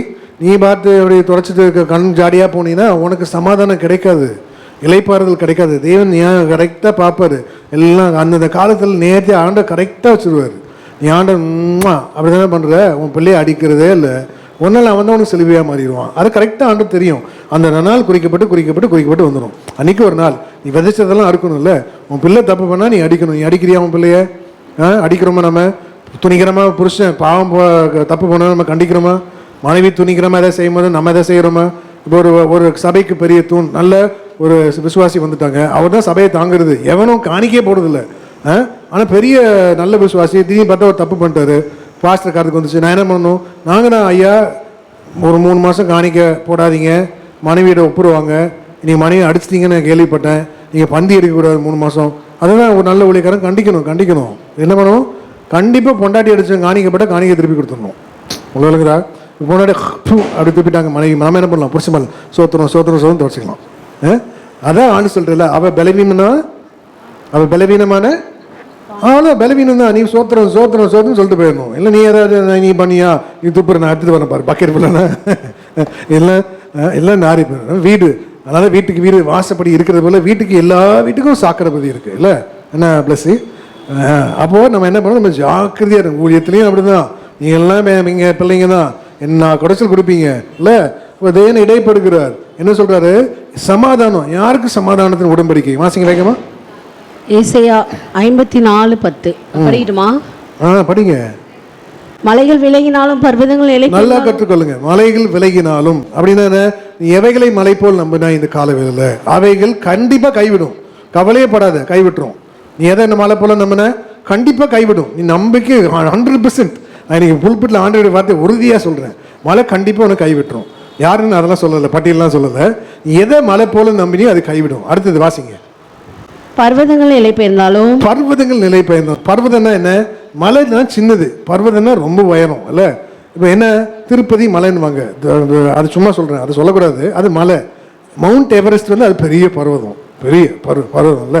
இப்போ தேவன் பர்வதத்தில் இருப்பார் அப்படின்னா இது வந்து தேவன் நிற்கிற இடம். பர்வதத்தில் நிற்கிற ஊழியக்காரங்க நானே என்ன சொன்னாலும் என்ன பண்ண பர்வதங்கள். நான் சொல்றேன் இந்த பிள்ளைகிட்ட, ஏமா உனக்கு ஃபீஸை நான் கட்டிடுறேன் விசுவாசமா சொல்லிடுறேன், ஆனால் நானே தவறுறேன் இல்லை சில வேலை. அதனால பர்வதம் நிலை பெயர்ந்தாலும் என் கிருபை உன்னை விட்டு விலகாமலும் என் சமாதானத்தின் உடன்படிக்கை நிலை பெயராமலும் இருக்கும் என்று உண்மையில் மனதுருகிற கர்த்தர் சொல்லுகிறார். சமாதானத்தின் உடன்படிக்கை உன்னை விட்டு யாருக்கு விலகாத? இப்ப வாசிங்க. என்னாகும் 25:12. ஆகையால் இதோ அவனுக்கு என் சமாதானத்தின் உடன்படிக்கை கட்டளையிடுகிறேன். என்ன பக்தி வைராக்கியம் காண்பித்ததினால் அவனுக்கு சமாதானத்தின் உடன்படிக்கை. அவனுக்கு யாருக்கு? அவனுக்கு தான். யாருக்கு? எல்லாருக்கும் கிடையாது. நல்ல பக்தி வைராக்கியமா இருக்கணும், யாரையும் பெரியப்படுத்தக்கூடாது. அவனுக்கு தான் சமாதானம். எப்போ பிரச்சனை வந்தாலும் அவனுக்கு ஒரு சமாதானத்தை வைப்பார். நல்லா நான் சொல்றேன் கேளுங்க. நான் ஏதாச்சும் தப்பு பண்ணிட்டேன், என் மனைவி நல்லா கண்டிப்பா. என் மனைவி நான் எதுக்கு தேவனுக்கு விரோதமாக எதாவது பண்ணிட்டேன்னா அவர் சொல்லிடுறா, சரிங்க நீங்கள் பாட்டு இருங்க, நான் பொட்டியை தூக்கி கிளம்பிடுன்றோம் அப்படின்னா என்ன? அது உண்மை. தேவனுக்கு விரோதமாக பெரிய துணிகரமாக எதாவது பண்ணிட்டு வச்சுக்கோங்க, பரவாயில்ல, நல்ல வீட்டுக்கு வந்துட்டோம், பெரிய கோடீஸ்வரர் கல்யாணம் பண்ணிட்டோம், அந்த மாதிரி கிடையவே கிடையாது இல்லை. உண்மையான சாட்சி சொல்கிறேன், நல்ல பக்தி வைராக்கியம். அதே மாதிரி தான் நானும். ஆனால் எவ்வளோ மாற்றார். அதெல்லாம் ஜாடிக்கு ஏற்ற மூடி பக்தி வைராக்கியமே இருக்கணும் இல்லை. 2 பேரும், புருஷனும் மனைவியும் பிள்ளைகளும் சபையும் ஊழியக்காரனும் விசுவாசியும் இந்த காலவேளையில் தேவன் இடைப்படுகிறார். பெத்தேலுக்கும் ஆய்க்கும் இடைப்பட்ட இடத்தில் நீ பக்தி வைராக்கியமாக இருக்கும்போது தேவன் ஒரு இலைப்பாறுதல், சமாதானம், எதுலேயும் ஒரு சமாதானம். ஊழியம் பண்ணினா சமாதானம். நீ சொல்கிற வார்த்தை அப்படியே விசுவாசி கேட்பாங்க. நீ வீட்டில் புருஷன் சொல்கிறது அப்படியே மனைவி கேட்பா, மனைவி சொல்கிறது புருஷன் அப்படியே கேட்பாரு, பிள்ளைங்க அப்படியே கேட்கும். வேலை ஸ்தலத்தில் நீ சொல்கிறது அப்படியே கேட்பாரு உன் எஜமா. இதெல்லாம் யார்? பக்தி வைராக்கியமாக இருக்கும்போது. ஆயுத பூஜை வந்துருச்சு, 2 லட்சம் சம்பளம் வாங்குறீங்க, அவன் பூ போட சொல்கிறான், நீ ஏன் பூ போடுறது? பக்தி வைராக்கியம் எங்கே? அங்கே காமிப்பார்ல, வேலை வேண்டாம் ஆண்டவரே, நீ விட்டு வரணும் வேலையை. என்னது? நீ விற்கிறதுக்கு நான் பூ போட மாட்டேன், இது அவலட்சணம். பூ போட்டால் வேலை போயிருமே. இந்த மாதம் உயர்வு இன்சென்டிவ் சொன்னார், இந்த மாதம் தானே சொன்னார், டிசம்பரில் வந்து உனக்கு உயர்வு கொடுக்குறேன்னு. அது போச்சுன்னா என்ன பண்ணுறது? நான் இவ்வளோ பிளான் பண்ணினேன், அங்கே கொடுக்கணும், இங்கே கொடுக்கணும், இது கொடுக்கணும். இப்போ என்ன பண்ணுறது? நீ யாரை பிரியப்படுத்துகிற? அங்கங்கே நீ சொல்லிப்பாரு, பட்டயம் வந்துடும். வாயத்தன்னு சொல்லி தேவனுக்காக நான் பக்தி வைராக்கியமாக இருக்கேன், அங்கங்கே தேவன் என்ன பண்ணுவார்? பட்டயம் கண்டிப்பாக வந்துடும். நீ பக்தி வைராக்கியமாக இருக்குன்னு சொல்லு. ஆனால் ஒவ்வொரு நாளும் தேவன் நாவன் அதிகாரம். நீ என்ன சொல்லுகிற தேவன் கேட்பார், பிசாசம் கேட்கும், கேட்ச் பண்ணினே இருக்கும். நீ என்ன சொல்கிற இந்த காலவேளையில்? வாசிங்க. அப்போ நான் இது ஐசையா வாசிங்க. மலைகள் விலகினாலும் பர்வதங்கள் நிலை பெயர்ந்தாலும் என் கிருபை உன்னை விட்டு விலகாமலோ என் சமாதானத்தின் உடன்படிக்கை நிலை பெயராமலும் இருக்கும் என்று உன்மேல் மனதுருகிற கர்த்தர் சொல்லுகிறார். அப்போ ஆரோனுடைய குமாரன் எலியாசர், எலியாசனுடைய குமாரன் பினகாஸ். பினகாஸ் தேவனுக்காக என்ன பண்ணா ஒரு பக்தி வைராக்கியம். பாவத்தை கொன்றான். நீ பாவம் இருக்கக்கூடாது. அதனால இந்த கால வேலை சொல்றாரு, பாவத்துக்கு விரோதமாக போர் அடிக்கிறதில் நீங்கள் இன்னும் என்ன பண்ணல, ரத்தம் சிந்தல. ஏன் ரத்தம் சிந்தல? ஒரு பக்தி வைராக்கியம் இல்லை. அதனால தான் பாவத்தை நீ மேற்கொள்ள உனக்கு ஒரு பலன் இல்லை. எல்லாம் கற்றுக்கொள்ளுங்க. நீ பக்தி வைராக்கியமா இருந்தா நீ பாவத்தை ஜெயிக்க முடியும். நீ பக்தி வைராக்கியம் இல்லைன்னா நீ பாவத்தை ஒரு நாளும் ஜெயிக்க முடியாது. பாவத்துக்கு உன்னோட நிறைய பலன் இருக்கு இல்ல, உனக்கு தெரியாது. பாவத்துக்கு சரியான பலன் உன்னை அப்படியே கட்டும். நல்லா கட்டிடும், கயிறில் கட்டுற மாதிரி. எதில் கட்டணும்னு தெரியும். எதில் பலவீனம்? ஃபோன்லையா, டிவிலையா, பேச்சுலையா, கோபத்திலையா, இச்சையிலையா, எதில்? அதனால தான் ஆண்டு சொல்றாரு பாவத்துக்கு விரோதமாக. வாசிங்க எபிரேயர் 12:4. பாவத்துக்கு விரோதமாய் போராடுகிறதில் ரத்தம் சிந்தப்படத்தக்கதாக நீங்கள் இன்னும் எதிர்த்து நிற்கவில்லையே. இன்னும் நீங்க எதிர்த்து நிக்கலையே. இன்னும் ஒரு மாசம் தானே இருக்கு. நீ பாவத்தை மேற்கொண்டியா? அந்த காலவேளையில பெத்தேலுக்கும் ஆயிக்கும் இடைப்பட்ட இடத்துல நீ ஜெயிச்சிருக்கியா? தேவனுக்கு ஒரு பலிபீடத்தை கட்டியிருக்கியா? நீ சொல்ல முடியுமா, ஆண்டவரே இந்த பாவத்தை நான் ஜெயிச்சேன், என் கண்ணில் ஒரு ஜெயம் இருக்கு, என் பேச்சில் ஒரு ஜெயம் இருக்கு, என் செயலில் ஒரு ஜெயம் இருக்கு, ஆண்டவரே என் சம்பளத்தில் நான் உண்மையா இருக்கேன், தசமா பார்க்கறேன், நீ ஜெயிச்சியா? ஆண்டு சொல்றல பாவம் ஃபர்ஸ்ட். அதனால தான் பண்றாரு, ஃபர்ஸ்ட் பாவம் சரீரத்தை எதுவுமே தீட்டுப்படுத்த இடம் கொடுக்கக்கூடாது. சரினும் தீட்டுப்பட இடம் கொடுக்கக்கூடாது. தேவன் இடைப்படுகிறார். அதனால மாம்சத்தோடும் ரத்தத்தோடும் நமக்கு போராட்டம் இல்லை. எதுல போராட்டம் உண்டு? அது போராட்டம் வருண்டா, போராட்டம் போயிருண்டான்றது. உனக்கு பிரச்சனை வந்துருச்சு, முடியல, வியாதி இன்னைக்கு வரும், வியாதி நாளைக்கு போயிடும். அல்ல இல்லையா? பலவீனம் அது போராட்டம் கிடையாது. அது ஒரு போராட்டமா? அது ஒரு பிரச்சனையே கிடையாது. இன்னைக்கு வரும், நாளைக்கு போயிடும். ஆனா தேவன் சொல்கிறார், மாம்சத்தோடும் ரத்தத்தோடும் போராட்டம் இல்லை. உன் பரிசுத்தம் என்ன? இந்த காலை வேலை தராசு வச்சு தேவன் கேட்கிற உன் பரிசுத்தத்தை வெளிப்படுத்து. தேவனுடைய சந்நிதிக்கு முன்னாடி அவர் ஸ்தானத்தை வந்து நிற்க முடியுமா? நீ சொல்ல முடியுமா, ஆண்டவரே உங்களுக்காக நான் பரிசுத்தமாக ஜீவிக்கிறேன், நீ தைரியமா சொல்லுவியா? இந்த காலை வேலை என் கண் தீட்டுப்படலை, என் வாய் தீட்டுப்படலை, நான் எங்கேயுமே தவறாம எங்கேயுமே போகல, தேவனுக்கு பிரியமா நான் எதுவுமே சொல்லலை, செய்யலை. வாசிங்க. இது படிக்கிற சங்கீதம் 106:29. தங்கள் கிரியைகளால் அவருக்கு கோபம் மூட்டினார்கள், ஆகையால் வாதை அவர்களுக்குள் புகுந்தது. அப்பொழுது பினேகாஸ் எழுந்து நின்று நியாயம் செய்தான். பாருங்க என்ன அழகான பினேகாஸ் எழுந்திருந்து நியாயம் செய்தான். பாரு, நீ பாவத்தை ஜெயிக்கும் போது இவன் நியாயம் செய்யற. நீ துணிகரமா மற்றவங்களை பார்த்து நீ கண்டிக்கணும். நீ ஒத்த விஷயம் நீ போடக்கூடாது. தேவனுக்கு அருவருப்பு, உன்னை விரும்பவே மாட்டார். இந்த நீ ரெண்டு ஃபார் எக்ஸாம்பிள் சொல்றேன், டேனி பிரதர், அந்த பிரதர் பேர் என்ன? பிரின்ஸ் பிரதர் ஏதோ தப்பு பண்றாரு, பெஸ்ட் ஃப்ரெண்ட்ஸ் அவங்க ரெண்டு பேரும். துணிகரமா டேனி பிரதர் கண்டிக்கணும் இல்ல? இப்போ டேனி பிரதர் தப்பு பண்றாரு, பிரின்ஸ் பிரதர் என்ன பண்ணார்? துணிகரமா கண்டிக்கணும். கண்டிப்பா அதுக்கு தானே ஆண்டு வச்சிருக்காரு. ஜாலியாக வந்து ஹலோ பிரதர் சோத்திரம் கட்டி வச்சு பார்த்துக்கா.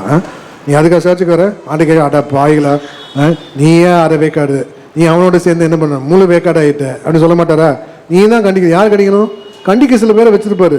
பாஸ்கிட்ட சொல்ல மாட்டாங்க. பிரின்ஸ் பிரதர் சில டேனி பிரதர் சொல்லிடுவாரு. டேனி பிரதர் பாஸ்கிட்ட சொல்ல மாட்டாரு. சில வந்து பிரின்ஸ் பிரதர்கிட்ட சொல்லிடுவாரு. இல்லை உண்மை எனக்கு தெரியாது, நான் சொல்றேன், இருக்கலாம், இடைப்படலாம். அப்போ நமக்கு தெரியாது இல்லை. சில வேலையில் தேவனி தைரியமா நியாயம் செய்தான். இந்த காலவேளை தேவன் சொல்லுகிறார், மாம்சத்தோடும் ரத்தத்தோடும் உங்களுக்கு போராட்டம் அல்ல. ஒரு பலவீனம், ஒரு வியாதி, அது போராட்டம் இல்லை, அதெல்லாம் போயிடும். ஆண்டு ஒரு நொடியில இந்த காலவேளை அவர் சொல்லாக ஒரு கட்டளையிட நிற்கும். வாசிங்க, இந்த கால ஆண்டு சொல்றாரு, எச்சரிப்பது, சுகர் ஏறாத, ஆண்டு ஒரு வார்த்தை வந்து நின்றுரும். பிபி ஏறாத, பட்டு நின்றுரும். நீ என்ன பண்றது? சகாயம் பெற்றாய். ஆண்டு என்ன சொல்றாரு? நீங்க நல்லா கற்றுக்கொள்ளணும். திமிர்வாத காரனை தூக்கிட்டு வராங்க. ஆண்டவர் அவனை பார்த்து என்ன சொல்றாரு சொல்லுங்க? என்ன சொல்லுவாரு? நிறைய பேரை பார்த்து சொல்ல என்ன சொல்லுவாரு? உன் பாவம் உனக்கு மன்னிக்கப்பட்ட, அவ்வளவுதான். நீ பரிசுத்தமா இருக்கணும். இந்த காலவேளையில தேவன் கையும் பிரயாசத்தை ஆசீர்வதிப்பார். நீ பரிசுத்தமா இருக்கணும். உனக்கு ஒரு இலைப்பாறுதல் வரும். நீ பரிசுத்தமா இருக்கணும். ஒரு புதிய வாசல்கள் திறப்பார். நீ பரிசுத்தமா இருக்கணும். தேவன் பண்ணுங்க, இடைப்பட்டது எல்லாமே தேங்கி நிற்கிறதெல்லாம் வந்துடும். ரிட்டையர் ஆகும்போது மொத்தமா வந்து பென்ஷன் வர மாதிரி தேங்கி கேட்ட ஆசீர்வாதம் எல்லாம் வந்துடும் உன்னை தேடி. ஆண்டவர் நீ எதுக்காக ஜெபிக்கிற? உன் ஜெபம் வேண்டுதல் என்ன? அண்ணால பார்த்து ஆண்டவர் கேட்கிறாரு, ஆசாரியம் வரான், இன்னும் வெறித்தனமா இருக்கிறிய, இங்க வந்து பணாத்துற, மனக்லேசம் உள்ள ஸ்திரீ, அப்படிப்பட்ட ஸ்திரீ இல்லைன்னா நான் ஏன் ஒரு பிள்ளை கொடு ஆண்டவரே, எனக்கு ஒரு பிள்ளை கொடு அவன் கொடுத்துட்றேன், ஆண்டு கண்டிப்பாக கொடுப்பார். ஒரு பிள்ளை கேட்குற ஆண்டுக்கு ஒப்பு கொடுத்துறேன்னு கண்டிப்பாக அவனுக்கு கொடுப்பார். இந்த காலையில் தேனும் இடைப்படுகிறார். இதை வாசிங்க, மாம்சத்தோடும் ரத்தத்தோடும் போராட்டம் கிடையாது, கிடையவே கிடையாது. எல்லாரையும் பலவீனம் தான். அப்போ பலவீனமெல்லாம் தேவனுடைய இயேசு நாமத்தில் அது பலவானாக நீ சொல்வாயாக. இயேசுடைய நாமம் வெளியேறப்பெற்ற நாமம், எல்லாம் நீ கற்றுக்கொள்ளணும். என்ன போராட்டம் வாழ்க்கையில் இருந்தாலும் நம்ம என்ன பண்ணணும், ஒரு பலிபீடத்தை கண்டிப்பாக நீ கட்டணும். பெத்தேலுக்கும் ஆய்க்கும் இடைப்பட்ட இடத்தில் பலிபீட போராட்டங்கள் வாழ்க்கையில் உண்டு, குடும்பத்தில் உண்டு, வியாபாரத்தில் உண்டு, ஊழியத்தில் உண்டு, எங்கே தான் இல்லை, சொந்தக்கார மத்தியில் உண்டு, எல்லா இடத்துலையும் போராட்டங்கள். சும்மா நடந்து போனால பிரச்சனை வந்துடும். சும்மா வீட்டில் இருந்தால் பிரச்சனையே வராது. காலையில் எழும்பி ஊழியத்துக்கு போகிறேன், கார் ஸ்டார்ட் பண்ண பிரச்சனை வந்துடும். 5 நாள் நல்லா இருந்தா, என் மனைவி கொஞ்சம் டயர்ட் ஆகிட்டா, நல்லா இருந்தோம் பாருங்கள். நாங்கள் ஊழியம் பண்ணுறோன்னா கொஞ்சம் டயர்ட். 5 நாள் நல்லா இருப்பேன் நான். கரெக்டாக சண்டே காலையில் தான் லூஸ் மோஷன் வரும். ஏன் அது 6 நாள் வராதா? பிசாசு எப்படி பிடிக்குது பாருங்க. ஐயோ அப்போ தான் ஃபாஸ்டிங் போட்டு இன்றைக்கி ஏதாவது கொஞ்சம் பிஸ்கெட் சாப்பிட்றலாமா? ஏன் என் விசுவாசத்தை உடைக்கிறதுக்கு என்ன பண்ணுறது? அன்னைக்கு காலம் தான் படாத பாடுபடுத்திடுவேன். இப்போ தேவன் பார்க்குறாரு, இடைப்படுகிறார். வாசிங்க எபேசியர் 6:12. ஏனெனில் மாம்சத்தோடும் இரத்தத்தோடும் அல்ல, துரைத்தனத்தோடும் அதிகாரங்களோடும் இப்பிரபஞ்சத்தின் அந்தகார லோகாதிபதிகளோடும் வான மண்டலில் உள்ள பொல்லாத ஆவியின் சேனைகளோடும் நமக்கு போராட்டம் உண்டு. என்ன போராட்டம் உண்டு? உன்னுடைய பிரதிஷ்டையை கெடுக்கிறதுக்கு ஒரு போராட்டம் உண்டு. நல்லா கற்றுக்கொள்ளுங்க. உன்னுடைய பொருத்தினையை கெடுக்கிறதுக்கு ஒரு போராட்டம் உண்டு. உன்னுடைய பரிசுத்தத்தை கெடுக்கிறதுக்கு ஒரு போராட்டம் உண்டு. அதான் மாம்சத்தோடும் ரத்தத்தோடும். மாம்சனா என்ன? மாம்சனா புருஷன் மனைவி மாம்சம், ரத்தனா பிள்ளைகள், சொந்த பந்தம், இதெல்லாம் நிறைய பிரச்சனை. இதல்ல மாம்சம் ரத்தம், ஒரு வியாதி வருது, அதல்ல, அதெல்லாம் போராட்டமே கிடையாது. தேவன் உடனே என்ன பண்ணுகிறார்? சுகம் கொடுத்துருவார். இப்போ தேவன் சொல்லுகிறார் இந்த காலவேளையில், நான் விரும்புகிறதை செய்யாமல் நான் வெறுக்கிறதே செய்கிறேன். ஏன்? இன்னும் உங்களை பரிசுத்தம் இல்லை. நீ பரிசுத்தத்தை பற்றி நீ பேசுகிற, அதான் அதுக்குரிய பலன் இல்லை. இந்த காலவேளையில் நீ பேசலாம், மலையை கிழிக்க, வீட்டில் வந்து பார்த்தா தான் தெரியும் அந்தரங்கன்னு. வெளியரசில் அந்தரங்கம் வெளியரங்கன்னு இருக்கு, ஆள் இருக்கு, ரெண்டும் தெரியும். அந்தரங்கத்தில் தேவன் விசாரிக்கும் போது பரிசுத்தம் தான் இருக்கும். வாசிங்க ரோமர் 7:19. ஆதலால் நான் விரும்புகிற நன்மையை செய்யாமல் விரும்பாத தீமையே செய்கிறேன். விரும்பாத தீமையே செய்கிறேன். போதும். அப்புறம் ஆண்டவர் சொல்கிறாரு, மாம்சம் ஆவிக்கு விரோதமாக, ஆவி மாம்சத்துக்கு விரோதமாக ஒன்று எதிரடியாக நியமிக்கப்பட்டிருக்கு. நீ என்னதான் பரிசுத்தமாக பிரயாசப்படுகிறேன்னு சொன்னாலும் அதுக்கு ஏற்ற பலன் வேணும். என்ன வேணும்? பரிசுத்தாவில பல மணி நேரம் நீ ஜெபிக்கணும் மணிக்கணக்கில். இப்போ நான் பாஸ்டர் ஊழியம் செய்கிறாரு, இப்போ நிறைய பேர் பாடுறாங்க, நான் யாரையும் பரியாசம் பண்ணல.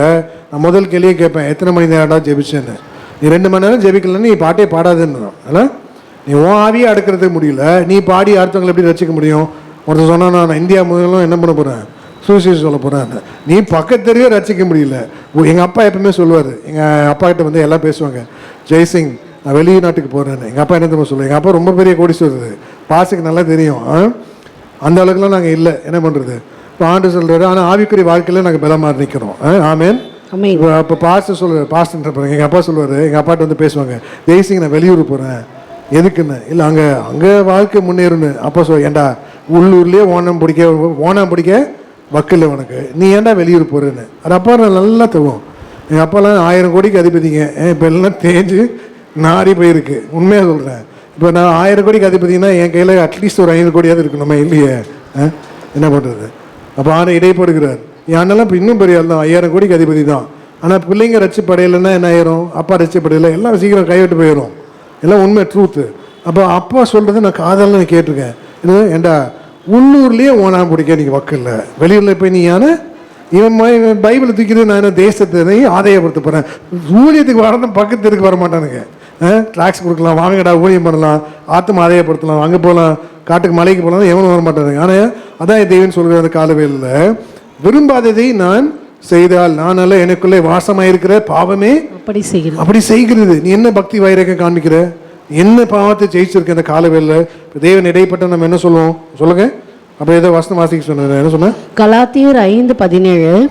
மாம்சம் ஆவிக்கு விரோதமாகவும் ஆவி மாம்சத்துக்கு விரோதமாகவும் இச்சிக்கிறது. நீங்கள் செய்ய வேண்டும் என்று இருக்கிறவைகளை செய்யாதபடி இவைகள் ஒன்றுக்கொன்று விரோதமாய் இருக்கிறது. அப்போ நீ கற்றுக்கணும் இந்த காலவேளை. தேவன் இடைப்படுகிறார், நீ வேதத்தை வாசிக்கணும். எனக்கு ஒரு ஊழியக்காரர் கற்றுக் கொடுத்தாரு, நல்லா கவனிங்க, எல்லாம் என்ன பாருங்க, எல்லாம் உண்மை சொல்ல போறேன். அவர் சொன்னாரு, ஒரு நாளைக்கு நீ 20 அதிகாரம் படி. ஒரு நாளைக்கு எத்தனை அதிகாரம் படி? வியாதியே வராதுன்றார். அதனால நான் 20 அதிகம் படிக்கிறதே இல்லை. தேவன் இடைப்படுகிறார். நான் உண்மை என்னால் நான் என்னைக்காவது ஒரு நாள் தான் படிச்சிருக்கேன். அதிகாரம் நீ படிச்சுனா உனக்கு வியாதியே வராது. எவ்வளோ உண்மை இல்லை? உண்மை, அவ்வளோ உண்மை. தெய்வனுடைய வசனம் எல்லாம் புடமிடப்பட்டவைகள். நீ 20 அதிகாரம் படிச்சுன்னா கண்டிப்பாக என்ன ஒரு அதிகாரமாக உன்னை நிற்க வைப்பார், உன்னை புடமிடுவார், உன்னை சாட்சியாய் அநேகருக்கு மாற்றி விடுவார். தேவனுடைய வசனத்துக்கு அவ்வளோ வல்லமை உண்டு இல்லை? இயேசுடைய நாமம் ஊற்றுண்டு பரிமள தைலம். வாசிங்க, இயேசுடைய நாமம். இயேசு இயேசு இயேசுன்னு சொல்லு. சோத்திரம் சோத்திரம் சோத்திரம் ஏசப்பா சோத்திரம் சோத்திரம். உனக்கு வேற ஜெபிக்க தெரியாத, நீ அதை யாரும் சொல்லி தொல்ல. காலையிலேருந்து உன் ஜெபிக்க தான் தெரியல, சாட்சி சொல்ல தான் தெரியல, பிரசங்கம் பண்ண தான் தெரியல, ஆத்ம ஆதாயப்படுத்த தெரியல, பாட்டு பாடத்தில் எதுவுமே தெரியல. நீ மாயத்தில் நீ என்ன சொல்லு? நீ பார்த்து இயேசுடைய நாமம் ஊற்றுண்டு பரிமள தைலம். வாசிங்க, உன்னத பாட்டு 1:3. உமது பரிமள தைலங்கள் இன்பமான வாசனை உள்ளவைகள், உமது நாமம் ஊற்றுண்ட பரிமள தைலமாய் இருக்கிறது. ஆகையால் கன்னியர்கள் உம்மை நேசிக்கிறார்கள். பாருங்க, யாரு நேசிக்கிறாங்க? கன்னியர். கன்னியர்னா யாரு? பவுல் சொல்றாரு, ஒரே புருஷனுக்கு நியமிக்கப்பட்ட. யார் ஒரே புருஷன்? இயேசுன்னு ஒரே புருஷன். நியமிக்கப்பட்டதுன்னா என்ன? விசுவாசி. நீ தேவனுக்காக பக்தி வைராக்கியமா இருக்கணும், அதுதான் கன்னியர். உனக்காக அநேக தேவர்களை நீ சேர்க்கக்கூடாது. வேற பொருளாசி என்ன விக்கிரகம், பொருளாசியே விக்கிரகமா மாறிடும். நல்லா நீ கற்றுக்கொள்ளணும். அது கன்னி அது கண்ணியை வச்சிடும். நீ கண்ணியா மாற முடியாது. இந்த காலத்தில் இடைப்பட பொருளாசி என்னும் விக்கிரகம். இங்க ஆண்டு அழகா கற்றுக் கொடுக்குறாருங்க. கன்னியர்கள் உம்மை நேசிக்கிறார்கள். வாசிங்க, பவுல் என்ன சொல்றாரு பாருங்க வேகமா. 2 கொரிந்தியர் 11:2. நான் உங்களை கற்புள்ள கன்னியாகிய கிறிஸ்தின் ஒரே புருஷனுக்கு ஒப்பு கொடுக்க நியமித்தபடியால், ஒரே புருஷனுக்கு ஒப்பு கொடுக்க நியமித்தபடியால் உங்களுக்காக தெய்வ வைராக்கியமான வைராக்கியம் கொண்டிருக்கிறேன். அப்படின்னா என்ன தெரியுமா? ஒரே புருஷன், இயேசுதான் ஒரே புருஷன். அவர் தான் மனவாளன், அவர் தான் உன் தேவன். அவரை தவிர நீ எதுவுமே வணங்கக்கூடாது. அப்படின்னு நான் ஒழுங்கா சபைக்கு தானே வரேன், அந்த தேவர்களையும் வணங்குறது இல்லையே. ஆண்டு சொல்ல வாசிங்க, விக்கிரகம் என்னும் பொருளாசை. அது என்ன விக்கிரகம்? பொருளாசையே விக்கிரகம். என்ன விக்கிரகம்? உனக்கு நல்ல உட உன்ன நல்ல உணவு, தங்க ஒரு நல்ல வீடு போதும் என்ற மனமே தெய்வ பக்திக்கு மிகுந்த. அது உனக்கு எத்தனை ட்ரெஸ் இருக்கு, உனக்கு எத்தனை வாட்ச் இருக்கு, உனக்கு எத்தனை ஷூ இருக்கு, ஆண்டர் பட்டியல் போட்டார்னா ஒன்று எடுத்தார்னா சொல்லுங்க. நான் தாழ்மையாக சொல்கிறேன், நான் ஐஃபோன் வாங்கலாம் ஆண்டர், ஆனால் எனக்கு ஐஃபோன் வாங்கக்கூடாதுன்னு சொன்னார். தேவையில்லைன்ட்டார். நான் எனக்கு 1.5-2 லட்சத்துக்கு வாங்குறதுக்கு நான் 10 ஃபோன் வாங்குறது என்கிட்ட காசு இருக்குது. ஆனால் ஆண்டர் வாங்காத பொருளாசை வேண்டான்ட்டார். நான் விலை உயர்ந்த வஸ்திரம் நானும் என் மனைவியும் தரிக்கலாம், ஆனால் நாங்கள் போடவே மாட்டோம். ஒரு நாள் என் மனைவி பாருங்கள், காதில் ஏதோ காது குத்திருக்கலா, நாங்கள் விலை உயர்ந்த நகை போடலாம், ஆனால் தேவனுக்காக பிரதிஷ்டை பண்ணப்பட்டது உண்மையாக இருக்கிறோம். எல்லாம் விலது. ஆண்டு சொன்னது நீ அப்படியே நீ கேட்கணும் இல்லை? என் ஷூ கிழிஞ்சாதான் நான் என்ன ஷூ வாங்குவேன். உங்களுக்கு தெரியுமா?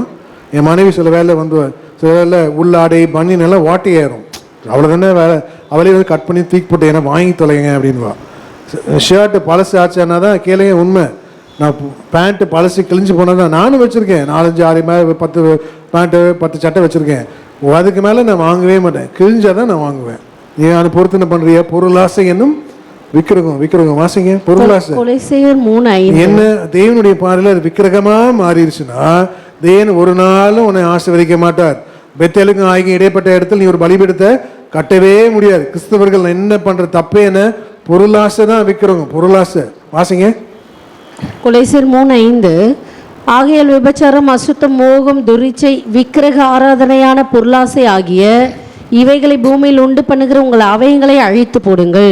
அப்போ நீ பொருளாசை இருக்கும்போது தேவன் சொல்லுகிறார் அது ஒரு விக்கிரக ஆராதனை. என்ன விக்கிரக ஆராதனை? நல்லா தெரிஞ்சுங்க, நீ நல்லா கற்றுக்கொள்ளணும். பெத்தேலுக்கும் ஆய்க்கும் இடைப்பட்ட இடத்துல நீ ஒரு பலிபீடத்தை கட்டணும். அப்போ தேவன் இடைப்படுகிறார். அப்போ பொருளாசி விக்கிரகம் தேவனுக்கு பிடிக்காததே விக்கிரக ஆராதனை தான். ஏன் பழைய ஜனத்தை தேவன் அப்பப்போ ஒப்பு கொடுத்தார்? இப்போ மாதிரிலாம் அப்போ கிடையாதுல்ல. இப்போ மாதிரிலாம் நிறைய பாவங்கள் உண்டு. அப்போ ஒரே பாவம் தான் இஸ்ரேல் ஜனங்க பண்ண பாவம். என்ன பாவம் சொல்லுங்க? ஃபர்ஸ்ட்டு விக்கிரகம் தான். தேவன் அடி நடிச்சார் ஃபர்ஸ்ட்டு. அப்புறம் தான் வேசித்தானே எல்லாமே. சும்மானாலும் விக்கிரக ஆராதனை எனக்கு பிடிக்கவே பிடிக்காது. 10 கட்டளையில் ஆண்டு சொல்லுவார். ஃபர்ஸ்ட் கட்டளை என்ன வரும் பாருங்க, தேவனை தவிர வேற தேவனை என்ன தவிர நீ வேற யாரையும் நமஸ்கரிக்க கூடாது. அப்போ நீ பொருளாசை அது விக்கிரகமாக நீ மாற்றி விடக்கூடாது. அநேகருடைய வாழ்க்கையில் சில வேலை புருஷனை விக்கிரகமாக மாற்றுறாங்க, மனைவியை விக்கிரகமாக மாற்றுறாங்க, சில வேலை பிள்ளைகளை விக்கிரகமாகவே மாற்றி விடுவாங்க. இப்போ ஐயா இப்போ ஊழியக்கார இருப்பார், பிள்ளைங்களை கண்டிப்போம், அப்பம்மா வந்து சண்டை போடுவாங்க. அந்த மாதிரி தெரியுமா உங்களுக்கு? தெரியல, பாஸ்ட்டுக்கு அந்த மாதிரி அனுபவம் இருக்கான்னு கண்டிப்பாக இருக்கும். அதை எத்தனை வருஷம் வேலையும் பண்ணுறது. பிள்ளைங்களை கண்டிக்கும் போது அப்பா வந்து கோச்சிப்பாங்க, ஒரு ரூன்னு கோந்துடும். இவன் தான் கண்டிக்கிறது இல்லை, உன் பிள்ளை தான் நாதாரி ஊதாரியாக இருக்கான்.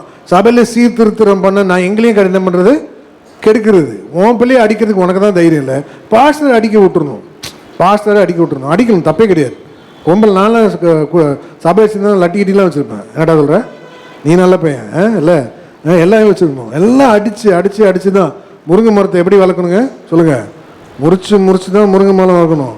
ஊழியத்தில் இருக்கிறவங்களாம் சரியாக முறிச்சிடணும். ஆனால் மோசஸ் தேடிட்டே இருந்தப்பான், சுற்றி பார்க்குற மோசஸ் காணும். இங்கே பாருங்க 4வது ரோவில் உட்காந்தோம், முன்னாடி ரோவில் உட்காந்தோம். ஊழியத்தின ஆசாரியன் கையில் தான் என்ன இருக்குமா? தோல் இருக்கும். தோல் யார் கையில் இருக்கும்?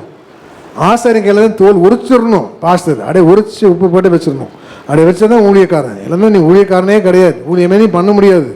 ஆசாரியன் கையில் என்ன இருக்குன்னு சொல்லுங்கள்? தோல். ஊழியமான ஆசைப்படுறியா? வந்துரு. நீதிமான் கொட்டினா உன் தலைக்கு எப்படி இருக்கும்? தயவார் வாசிங்க. ஆசாரியன் பாஸ்டர் அம்மா தலைக்கு நறுக்கு கொட்டணும். என் பொண்டாட்டி வீட்டில் ஒரு 40-50 பேர் வராங்க. நீ நம்ப மாட்டீங்க, சரியான பிரசங்கம். ஆனால் பரவாயில்ல, ஜனவரத்தை வாரம் வந்துடும். சரியாக நறுக்கு கொட்டுருவோம். பெண்கள் கூட்டினால அப்படி வாசிங்க. சங்கீதம் 141:5. நீதிமான் என்னை தயவாய் குட்டி என்னை கடிந்து கொள்ளட்டும், அது என் தலைக்கு என்னை போல் இருக்கும். என் தலை அதை அல்லல் தட்டுவதில்லை. அவர்கள் இக்கட்டுகளில் நான் இன்னும் ஜெபம் பண்ணுவேன். அவர்கள் இக்கட்டில் எனக்கு இக்கட்டு வரும்போது அப்பதான் நீ ஜெபிப்ப. உன்னை சரியா புரிஞ்சாதான் எனக்கு ஒரு இக்கட்டு வரும்ல. என் பிள்ளை தான் எனக்காக ஜெபிக்கும், சொந்த பிள்ளை ஜெபிக்காது. அதனால ஆண்டு சொல்றாரு, பிள்ளை பெறாத மலடியே மகிழ்ந்து களி கூறி, அநேக பிள்ளைகளை பெற்றெடுத்தாய். அநேக பிள்ளைகளை பெற்றெடுக்கிறோம். என் பிள்ளை போயிடுவான் ஜாலியா எங்கேயாவது. உன்னை நல்லா கொட்டி நீ நல்லா வளர்த்துட்டேன்னா ஏன் கிட்டல நீ ஜெபிப்ப. அதுதான் அர்த்தம்.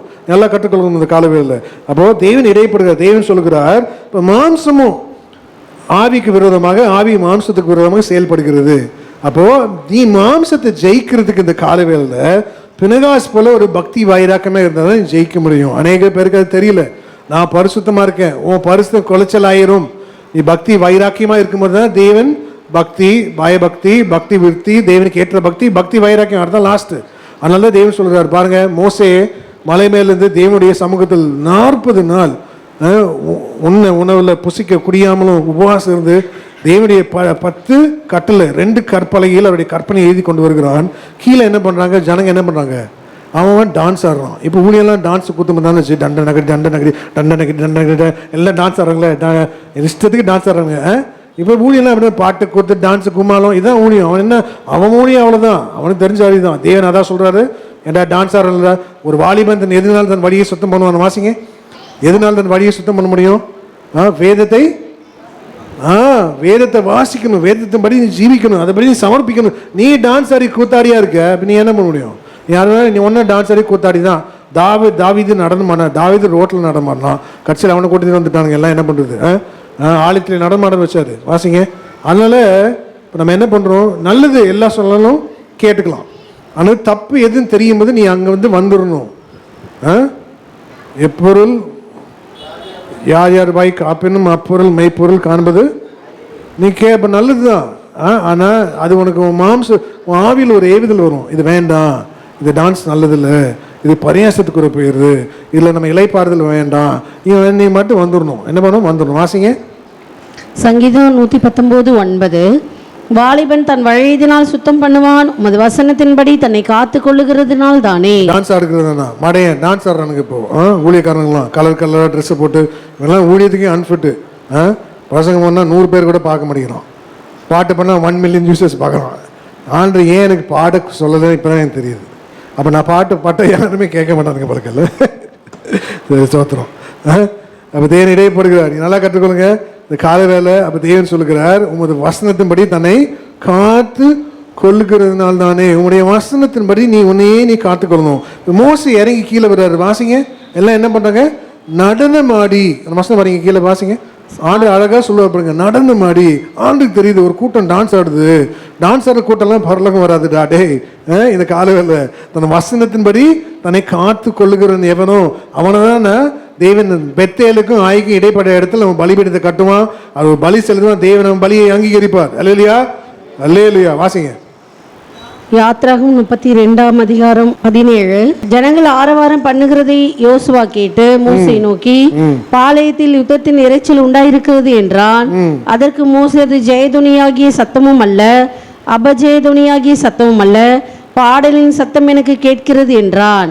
அவன் பாளையத்துக்கு சமீபித்து அந்த கன்றுக்குட்டி நடனத்தையும் கண்டபோது என்ன பண்ணாங்க? நடனத்தையும் கண்டபோது. நீ டான்ஸ் ஆடலாமா? பாருங்க, இப்போ பாருங்க, அதான் நிறைய பேர் என்ன பண்ணுவோம், சர்ச்சிலலாம் டான்ஸ் ஆடக்கூடாது, தேவனுக்கு அருவருப்பு. பாடுறியா, துதிக்கிறியா, அதெல்லாம் தேவன் விரும்பவே மாட்டார் டான்ஸ் ஆடுறதுலாம். நீ டான்ஸ் ஆடியா தேவனை மகிமைப்படுத்த முடியும்? அவர்கள் நடனம் ஆடுகிறதை கண்டு, வாசிங்க எத்தனாவது? 32 19 வாசிங்க. அவன் பாளையத்துக்கு சமீபித்து அந்த கன்றுக்குட்டியும் நடனத்தையும் கண்டபோது மோசே கோபமூண்டவனாகி தன் கையில் இருந்த பலகைகளை மலையின் அடியிலே எரிந்து உடைத்து போட்டு. யாருக்காக பக்தி வைராக்கியம்? தேவனுக்காக பக்தி வைராக்கியம் காமிச்சான், அவனுக்கு கோவம் வந்துருச்சு. அப்படியே அநேக வேலையில பாருங்க, கால வேலையில கடுமையா என் பொண்ணை திட்டுனேன் வர வழியெல்லாம். என்னாச்சு? ரொம்ப இப்போ நான் ரொம்ப கடுமையாக பேசுகிறேன். இப்போ சில வேலை நான் கரையேறுவேன். என் மனைவி சொல்லுவா, ஊனி இருக்கு, வாயை மூடுங்க, கரையிருக்கு. உண்மை தானே? நான் யாரை கடிக்கிறேன்? உங்களை சீர்திருத்தம் பண்ணி அநேக வேலையில் ஊழியக்காரங்க நான் கரையேறுவோம், பிரச்சனை வந்துடும். உங்களை கடினமாக நடத்தி அப்போ மோசைக்கு வந்துருச்சு, பிரச்சனை வந்துருச்சுல. என்ன ஒரு வாட்டி பேசினாரு, ரெண்டாவது பேசாதேன்னாரு, ரெண்டாவது என்ன சொன்னார்? அடினாரா? சொல்லுங்க. ஒரு வாட்டி தான் அடி, ரெண்டாவது வாட்டி பேசு. இவன் நம்மளால் என்ன பண்ணுவாரு? இவங்க மண்ணை குடைச்சல அடிச்சிட்டாங்க, கடைசியில் இவரு காணாத தேசம் போடல. என்ன தலையிலே இருக்கு பாருங்க. உங்களை அடிச்சு சியோனுக்கு வாங்க, எருசலேமுக்கு வாங்கன்னு சொன்னா, கடைசியில் நான் பரலங்க பண்ணா சியோன் மூடி இருக்கு, எருசலேம் மூடி இருக்கு, புதிய வனமாக மூடி இருக்கு. அப்புறம் புதிய பூமிக்கு வான்னு எப்படி இருக்கும் எனக்கு? ஆண்டோட வாஞ்சி அப்படி முகமுக அப்படி இங்கே நிற்க ஆசைப்படுறேன். எவ்வளோ இருந்துட்டோம் ஆண்டுக்காக, எவ்வளோ தியாகம், எவ்வளோ பரியாசம், எவ்வளோ நிந்தை, எவ்வளோ அவமானம், எவ்வளோ எழுப்பு. உங்களுக்கு தெரியுமா? எவ்வளோ உபத்திரம், கஷ்டங்கள், இவைகளாம் கடந்து வந்து தனிமையாகவே நின்று கடைசியில் ஆண்டு எனக்கு புதிய பூமி கொடுக்குறதுக்காக நான் பிரசங்கம் பண்ணுறேன். இந்த மாதிரி மாரடிக்கிறதா ஏறும், விளங்குதா? தேவன் இடையப்படுகிறார். அப்போ தேவன் சொல்கிற அந்த காலவேளையில் உன்னை தேவன் அழைக்கிறார். எதற்காக அழைக்கிறார்? அப்போ வேதம் சொல்லுது, இப்போ நீங்க கொலோசியர் 1:29 வாசிங்க. அதற்காக நான் எனக்குள்ளே வல்லமையாய் கிரியை நடப்பிக்கிற அவருடைய பலத்தின்படி போராடி பிரயாசப்படுகிறேன். அப்போ பெத்தேல் ஆசீர்வாதம் ஆயி போராட்டம். தேவன் சொல்லுகிற அந்த காலவேளையில் எனக்குள் வல்லமையாய் கிரியை நடப்பிக்கிற அவருடைய பலத்தின்படி போராடி பிரயாசப்படுறது. பிரயாசப்படணும். யாருடைய பலத்தில் பிரயாசப்படணும்? தேவனுடைய பலத்தில் நீ பிரயாசப்படணும். நான் இப்போ சொன்னது போல தேவனுக்காக நீ பக்தி வைராக்கியமா இருக்க. இப்போ எல்லாரும் பக்தி வைராக்கியத்தில் என்ன பண்றாங்க? தேவன் எல்லாரையும் நேசிக்கிறார். எல்லாரையுமா தேவன் நேசிக்கிறார்? சொல்லுங்க. எல்லாரையுமா சொல்லுங்க. எல்லாரையும் தேவன் நேசிக்கிறது இல்லையே? எவ்வளவு வசனம் இருக்குல்ல. பாவிகளுடைய ஜெபத்தை தேவன் கேட்கறதே இல்லையா? அடுத்த வாசிங்க. பாவிகளுடைய ஜெபத்துக்கு தேவன் செவி கொடார். அப்ப எப்படி தேவன் எல்லாத்தையும் நேசிப்பார்? நீ எப்போ பாவியா துன்மார்க்கமா இருக்கிற உன் சொந்தக்காரனை நீ நேசிக்கலாமா? பாவியா துன்மார்க்கமா இருக்க உன் சகோதரர்களை நேசிக்கலாமா? பாவியா துன்மார்க்கமா இருக்க உன் எஜமான நீ நேசிக்கலாமா? வேலை ஸ்தலத்துல நீ பாவியா துன்மார்க்க சபையிலே இருந்தா யாரை நேசிக்கலாமா? தேவன் சொல்கிறார் பாருங்க, அவருடைய வல்லமையில நீ பலப்படணும், போராடணும். வாசிங்க. யோவான் 9:31. பாவிகளுக்கு தேவன் செவி கொடுக்கிறதில்லை என்று அறிந்திருக்கிறோம். ஒருவன் தேவ பக்தி உள்ளவனாயிருந்து அவருக்கு சித்தமானதை செய்தால் அவனுக்கு செவி கொடுப்பார். பாவிகளுக்கு தேவன் செவி கொடுக்கிறதே கேட்கவே மாட்டார், ஜெபிக்கவே மாட்டார். என் சொந்தக்காரங்க எல்லாம் துன்மார்க்கங்க தான். பட்டியல் என்ன பட்டயத்தை வச்சுனே இருக்கணும், அதெல்லாம் வெயிட் பண்ணிட்டு இருக்கேன் நான். எல்லாமே பேச மாட்டோமே என்ன பட்டயம் தான்.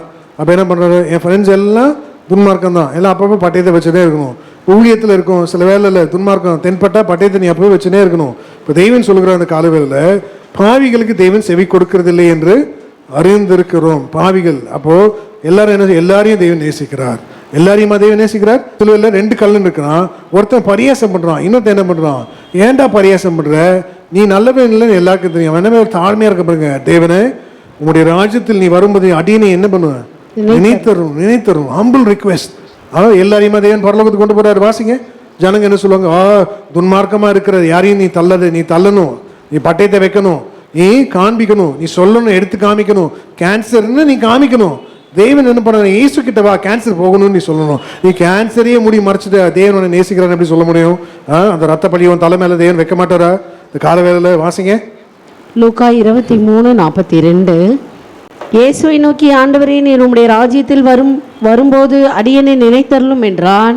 இயேசு அவனை நோக்கி, இன்றைக்கு நீ என்னுடனே கூட பரதேசில் இருப்பாய் என்று மெய்யாகவே மெய்யாகவே உங்களுக்கு சொல்லுகிறேன் என்றார். ரொம்ப தாழ்மையா சொல்றேன், ஆண்டவரே, நான் பரிசுத்தமாக்குறதுக்குள்ள அந்த கல்லணை போல இருந்தால் நல்லா இருக்குன்னு கூட ஜெபம் பண்ணியிருக்கேன்.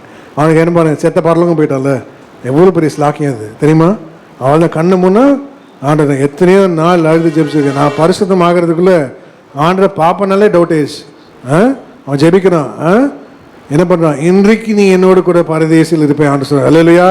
எல்லாரையும் இல்லை, அதனால்தான் இயேசுவின் ரத்தத்தில் கழுவப்பட்டவங்கெல்லாம் நீதிமான்கள், அழைக்கப்பட்டவர்கள் எல்லாம் அழைப்பு இருக்கு. வாசிங்க, தேவன் எவர்களை அழைத்து முன்குறித்தாரோ அவர்களை அழைத்தும் இருக்கிறார், எவர்களை அழைத்தாரோ அவர்களை நீதிமான்கள் ஆக்கி இருக்கிறார். அழைப்பு, அழைக்கப்பட்டவர்கள்லாம் நீதிமான்கள் தான். இதை வாசிங்க. அப்போ அழைப்பு இருக்கு. நீ அழைப்பையும் தெரிந்து கொள்வதையும் உறுதியாக்கும்படி எச்சரிக்கையா இருந்து காலையில தேவன் எச்சரிக்கிறார். உன் அழைப்பு இருக்கு, நீ வந்திருக்க, இயேசுவை ஏற்றுக்கொண்டிருக்கிற, நீ பரிசுத்தமா இருக்கிறியா, உன் ஜீவியம் பரிசுத்தமா இருக்கா, அந்தரங்கம் வெளியரங்கம் ரெண்டு இருக்கு. தேவன் இன்றைக்கு கணக்கு கேட்கும்போது அந்தரங்கத்துல பரிசுத்த மாற்றம் தானே இருக்கணும். தேவன் சொல்றாரு, வெளியரங்கப்படாத ஒன்றுமே இல்லைன்னு தேவன் சொல்லுகிறாரு. ஒன்று வாசிங்க. ரோமர் 8:30.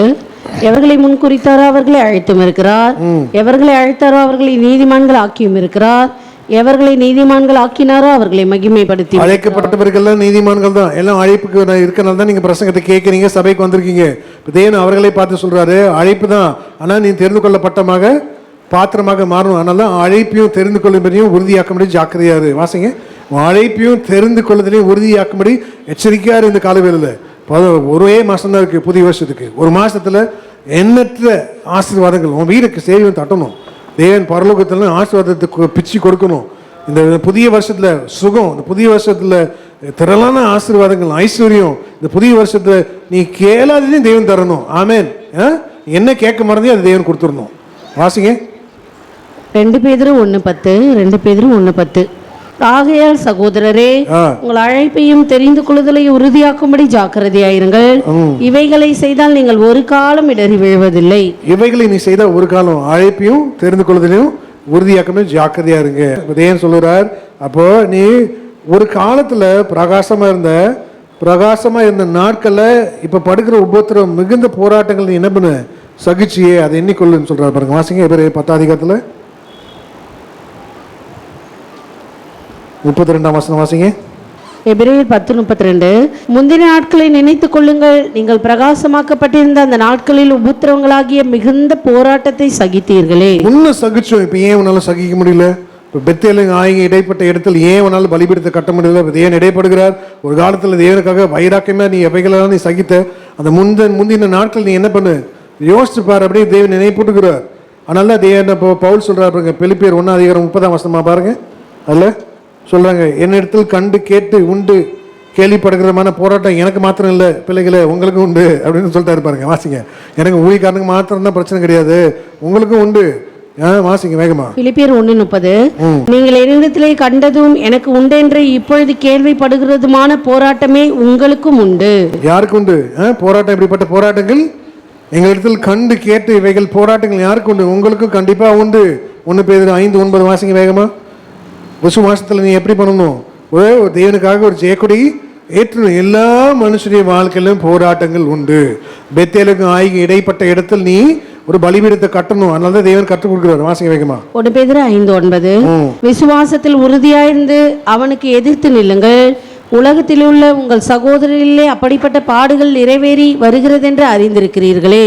எல்லாத்தையும் விளக்க நேரம் இல்லை, அதனால தான் வேகமா சொல்லிட்டு போயிடுறேன். 2 கொரிந்தியர் 7:5 வாசிங்க. ஏன்னா இப்பவே தாமதம் ஆயிடுச்சு. 2 கொரிந்தியர் 7:5. எப்படி என்றால் மகதுனியா நாட்டில் வந்தபோது எங்கள் சரீரத்துக்கு இளைப்பாறுதல் ஒன்றும் இல்லாமல் எப்பக்கத்திலே உபத்திரவப்பட்டோம். புறம்பே போராட்டங்களும் உள்ளே பயங்களும் இருந்தன. இப்படி சொல்றாரு பாருங்க, புறம்பே போராட்டங்களும் உள்ளவும் பயம். சில வேலையில சொல்ல முடியாத போராட்டங்கள். சொல்ல முடியுமா? சொன்னா வைக்கிறது ஊழியம் பண்றியேன்னு வாங்க. அல்ல சில வேலையில வெளியே போராட்டம், உள்ள பயம். அது மாதிரி சில வேலையில நம்முடைய வாழ்க்கையில வந்துடும். வெளியே பயங்கரமான, நீ ஒழுங்கா ஜாக்கிரதையா இல்லைன்னா சபையில பயங்கரமான போராட்டங்கள் வந்துடும் நம்முடைய வாழ்க்கையில.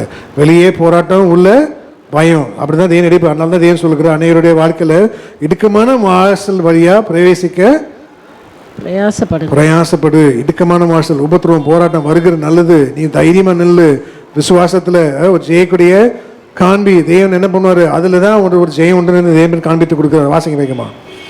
மத்தேயு 7:13. இடுக்கமான வாசல் வழியை பிரவேசிங்கள். கேட்டுக்கு போகிற வாசல் விரிவும் வழி விசாலுமாய் இருக்கிறது, அதன் வழியை பிரவேசிக்கிறவர்கள் அநேகர். ஆமென். அதிசீக்கிரத்தில் நீங்கிவிடும் இந்த லேசான உனக்கு நீ படுகிற போராட்டம், நீ படுகிற பிரச்சனை, நிந்தைகள், அவமானங்கள், கடந்து போகிற பாதை தேவன் ஒரு நாள் அற்பமா எண்ணுகிறதே அல்ல. அது சீக்கிரத்தில் நீங்கிவிடும் இந்த லேசான உபத்திரவம் என்று தேவன் சொல்லுகிறார். அதனால போராட்டத்துக்கு ஒரு நாள் நீ பயப்படக்கூடாது. வாசிங்க 2 கொரிந்தியர் 4:17. மேலும் காணப்படுகிறவைகள்ல காணப்படாதவைகளை நோக்கி இருக்கிற நமக்கு அதி சீக்கிரத்தில் நீங்கும் லேசான நம்முடைய உபத்திரவம் மிகவும் அதிகமான நித்திய கனமகிமை உண்டாக்குகிறது. ஆமென். அதனால் தேவன் ஆதலால் இக்காலத்து பாடுகள் இனி வரும் வெளிப்படும் மகிமைக்கு ஒப்பிடத்தக்கவைகள் அல்ல அல்ல. ஏன் தேவன் இந்த பாதையில கொண்டு போகிறார்? அநேகர் நீ பலப்படுத்தும்படி, அநேகரை ஆறுதல் செய்யும்படி, அநேகருக்கு நீ காயம் கட்டும்படி தேவன் இந்த பாதையில நடத்தி கொண்டு போகிறார். வாசிங்க இக்காலத்து பாடுகள். ரோமர் 8:18. ஆதலால் இக்காலத்து பாடுகள் இனி நம்மிடத்தில் வெளிப்படும் மகிமைக்கு ஒப்பிடத்தக்கவைகள் அல்லவென்று எண்ணுகிறேன். அப்போ சொல்ற தேவனால் எங்களுக்கு ஆறுதல்படுகிற ஆறுதலினாலே. வாசிங்க எதுல 2 கொரிந்தியர் 1 வரும் பாருங்க. அதனால அநேகரை நாங்கள் ஆறுதல் படுத்துறோம், அநேகரை தேர்தல் அடைய செய்கிறோம். அப்போ ஆறுதல் தேர்தல் இல்லாதவர்கள் ஒரு நாளும் மற்றவர்களை ஆறுதல் படுத்த முடியாது, தேற்றவும் முடியாது. வாசிங்க வேகமா முடிச்சிடலாம். 4:1-4. 2 கொரிந்தியர் 1:4. தேவனால் எங்களுக்கு அருளப்படுகிற ஆறுதலினாலே எந்த உபத்திரவத்திலும் அகப்படுகிறவர்களுக்கு நாங்கள் ஆறுதல் செய்ய திராணி உள்ளவர்களாகும்படி எங்களுக்கு வரும் சகல உபத்திரவங்களில் அவரே எங்களுக்கு ஆறுதல் செய்கிறவர். ஆமென். யோபு 14:14 வாசிங்க. யோபு 14:14 எல்லாம் கவனிங்க. இன்னும் முடிச்சிட்டோம், 2-3 வருஷம் தான். நல்ல உபத்திரவம் உண்டு வாழ்க்கையில். ஆனா தேவன் சொல்றாரு, பெத்தேலுக்கும் ஆய்க்கும் இடைப்பட்ட இடத்தில் நீ பலிபீடம் கட்டும்படி தேவன் சபையை பலப்படுத்துகிறார். இந்த சத்தம் உன்னை நோக்கி வருகிறது, அல்லல் தட்டாத. தேவன் எச்சரிக்கிறார். இன்னும் 1 மாசம்தான், புதிய வருஷத்தை கடந்து போகும்போது நீ அநேக ஆசீர்வாதம், அநேக பரிவாரங்களோடு நீ பிரயாசிக்க தேவன் விரும்புகிறார். உன் கையும் பிரயாசம் இல்ல, நீ புசிக்கணும் அநேக ஆசீர்வாதங்கள். வாசிங்க யோபு 14:14. மனுஷன் செத்த பின் பிழைப்பானோ, மனுஷன் செத்த பின் பிழைப்பானோ, எனக்கு மாறுதல் எப்போது வரும் என்று எனக்கு குறிக்கப்பட்ட போராட்டத்தின் நாளெல்லாம் நான் காத்திருக்கிறேன். பாருங்க என்ன வார்த்தை பாருங்க. எனக்கு மாறுதல் எப்போது வரும் என்று எனக்கு குறிக்கப்பட்ட போராட்டத்தின் நாளெல்லாம் நான் காத்திருந்தேன். நீ காத்திருக்கணும். தேவனிடத்துல நீ காத்திருக்கும் போது, ஜெபத்துல காத்திருக்கணும். பல மணி நேரம் நீ காத்திருக்கும் போது உனக்கு குறிக்கப்பட்ட நாட்கள் உண்டு. அந்த போராட்டத்தின் முடிவில் ஒரு ஜெயம் உண்டு. அதனால்தான் தேவன் சொல்லுகிறார், ஏனெனில் கிறிஸ்துவில் விசுவாசத்துக்கு மாத்திரமல்ல அவர் நிமித்தமாக நம்ம பாடுபடுகிறதுக்கும் நமக்கு என்ன பண்ண அருளப்பட்டிருக்கு. இது தெரியுமா உங்களுக்கு? கிறிஸ்துவின் நிமித்தம் விசுவாசத்துக்கு மாத்திரமல்ல அவர் நிமித்தம் நம்ம என்ன அருளப்பட்டிருக்கு? இந்த காலவேளையில பாடுபடுகிறது. நீ பாடுபட சிந்தை இருக்கா? இந்த காலவேளை உபத்திரவத்தின் பூரணம் இருக்கு. நிறைய உபத்திரவப்பட்டேன், இனிமேல் போதும். அப்படி அல்ல, உபத்திரவத்தின் பூரணம். அதெல்லாம் பூரணம், எல்லாத்துலயும் பூரணம், பரிபூர்ணம். பூர்ணத்தையே எட்டி அடையல, எப்படி பரிபூர்ணத்தை எட்டி அடைய முடியும் இந்த காலவேளையில? வாசிங்க பிலிப்பியர் 1:29. ஏனெனில் கிறிஸ்துவனிடத்தில் விசுவாசிக்கிறதற்கு மாத்திரமல்ல அவர் நிமித்தமாக பாடுபடுகிறதற்கும் உங்களுக்கு அருளப்பட்டிருக்கிறது. அதனால தான் தேவன் சொல்கிறார், ஆபத்து காலத்தில் நீ சோர்ந்து போயானால் உன் பலன் குறுகினது. போராட்டம் வந்துச்சுன்னா நீ பலன் குன்றி காணப்படக்கூடாது. ஆபத்து காலத்தில் உன் பலன் எப்படி இருக்கணுமா? நல்லா பலமா இருக்கணும். மயக்கமாசிங்க கடைசியில் வாக்குத்தத்தம் சொல்லி முடிச்சிடலாம். நீதிமொழிகள் 24:10. ஆபத்து காலத்தில் நீ சோர்ந்து போவாயானால் உன் பலன் குறுகினது. ஆமென். அப்போ தேவன் கடைசியில சபைக்கு சொல்கிறாரு, ஆபத்து காலத்தில் சோர்ந்து போக கூடாதுல்ல. வாக்குத்தத்தம் நமக்கு தான். வாக்குத்தத்தம் யாருக்கு? பேசுகிற எனக்கு, கேட்கிறவங்களுக்கு. ஆபத்து எல்லாருடைய மனுஷன்லயும் ஆபத்து வரும். எப்பேறு விதத்துல ஒரு ஆபத்து செயல்படும் இல்ல. ஆபத்து வரும்போது இப்ப தேவன் உன்னை பார்த்து சொல்கிறார், வாசிங்க, ஆபத்து காலத்தில் என்னை நோக்கி நீ கூப்பிடு. தேவன் உங்களுக்கு சொல்லுகிறார், இந்த காலவேளை என்ன போராட்டம் வந்தாலும் ஆபத்து காலத்தில் நீ அவரை நோக்கி கூப்பிடு. எல்லாம் எளிமையா இருக்கலாம். எல்லாம் எளிமையா நில்லுங்க.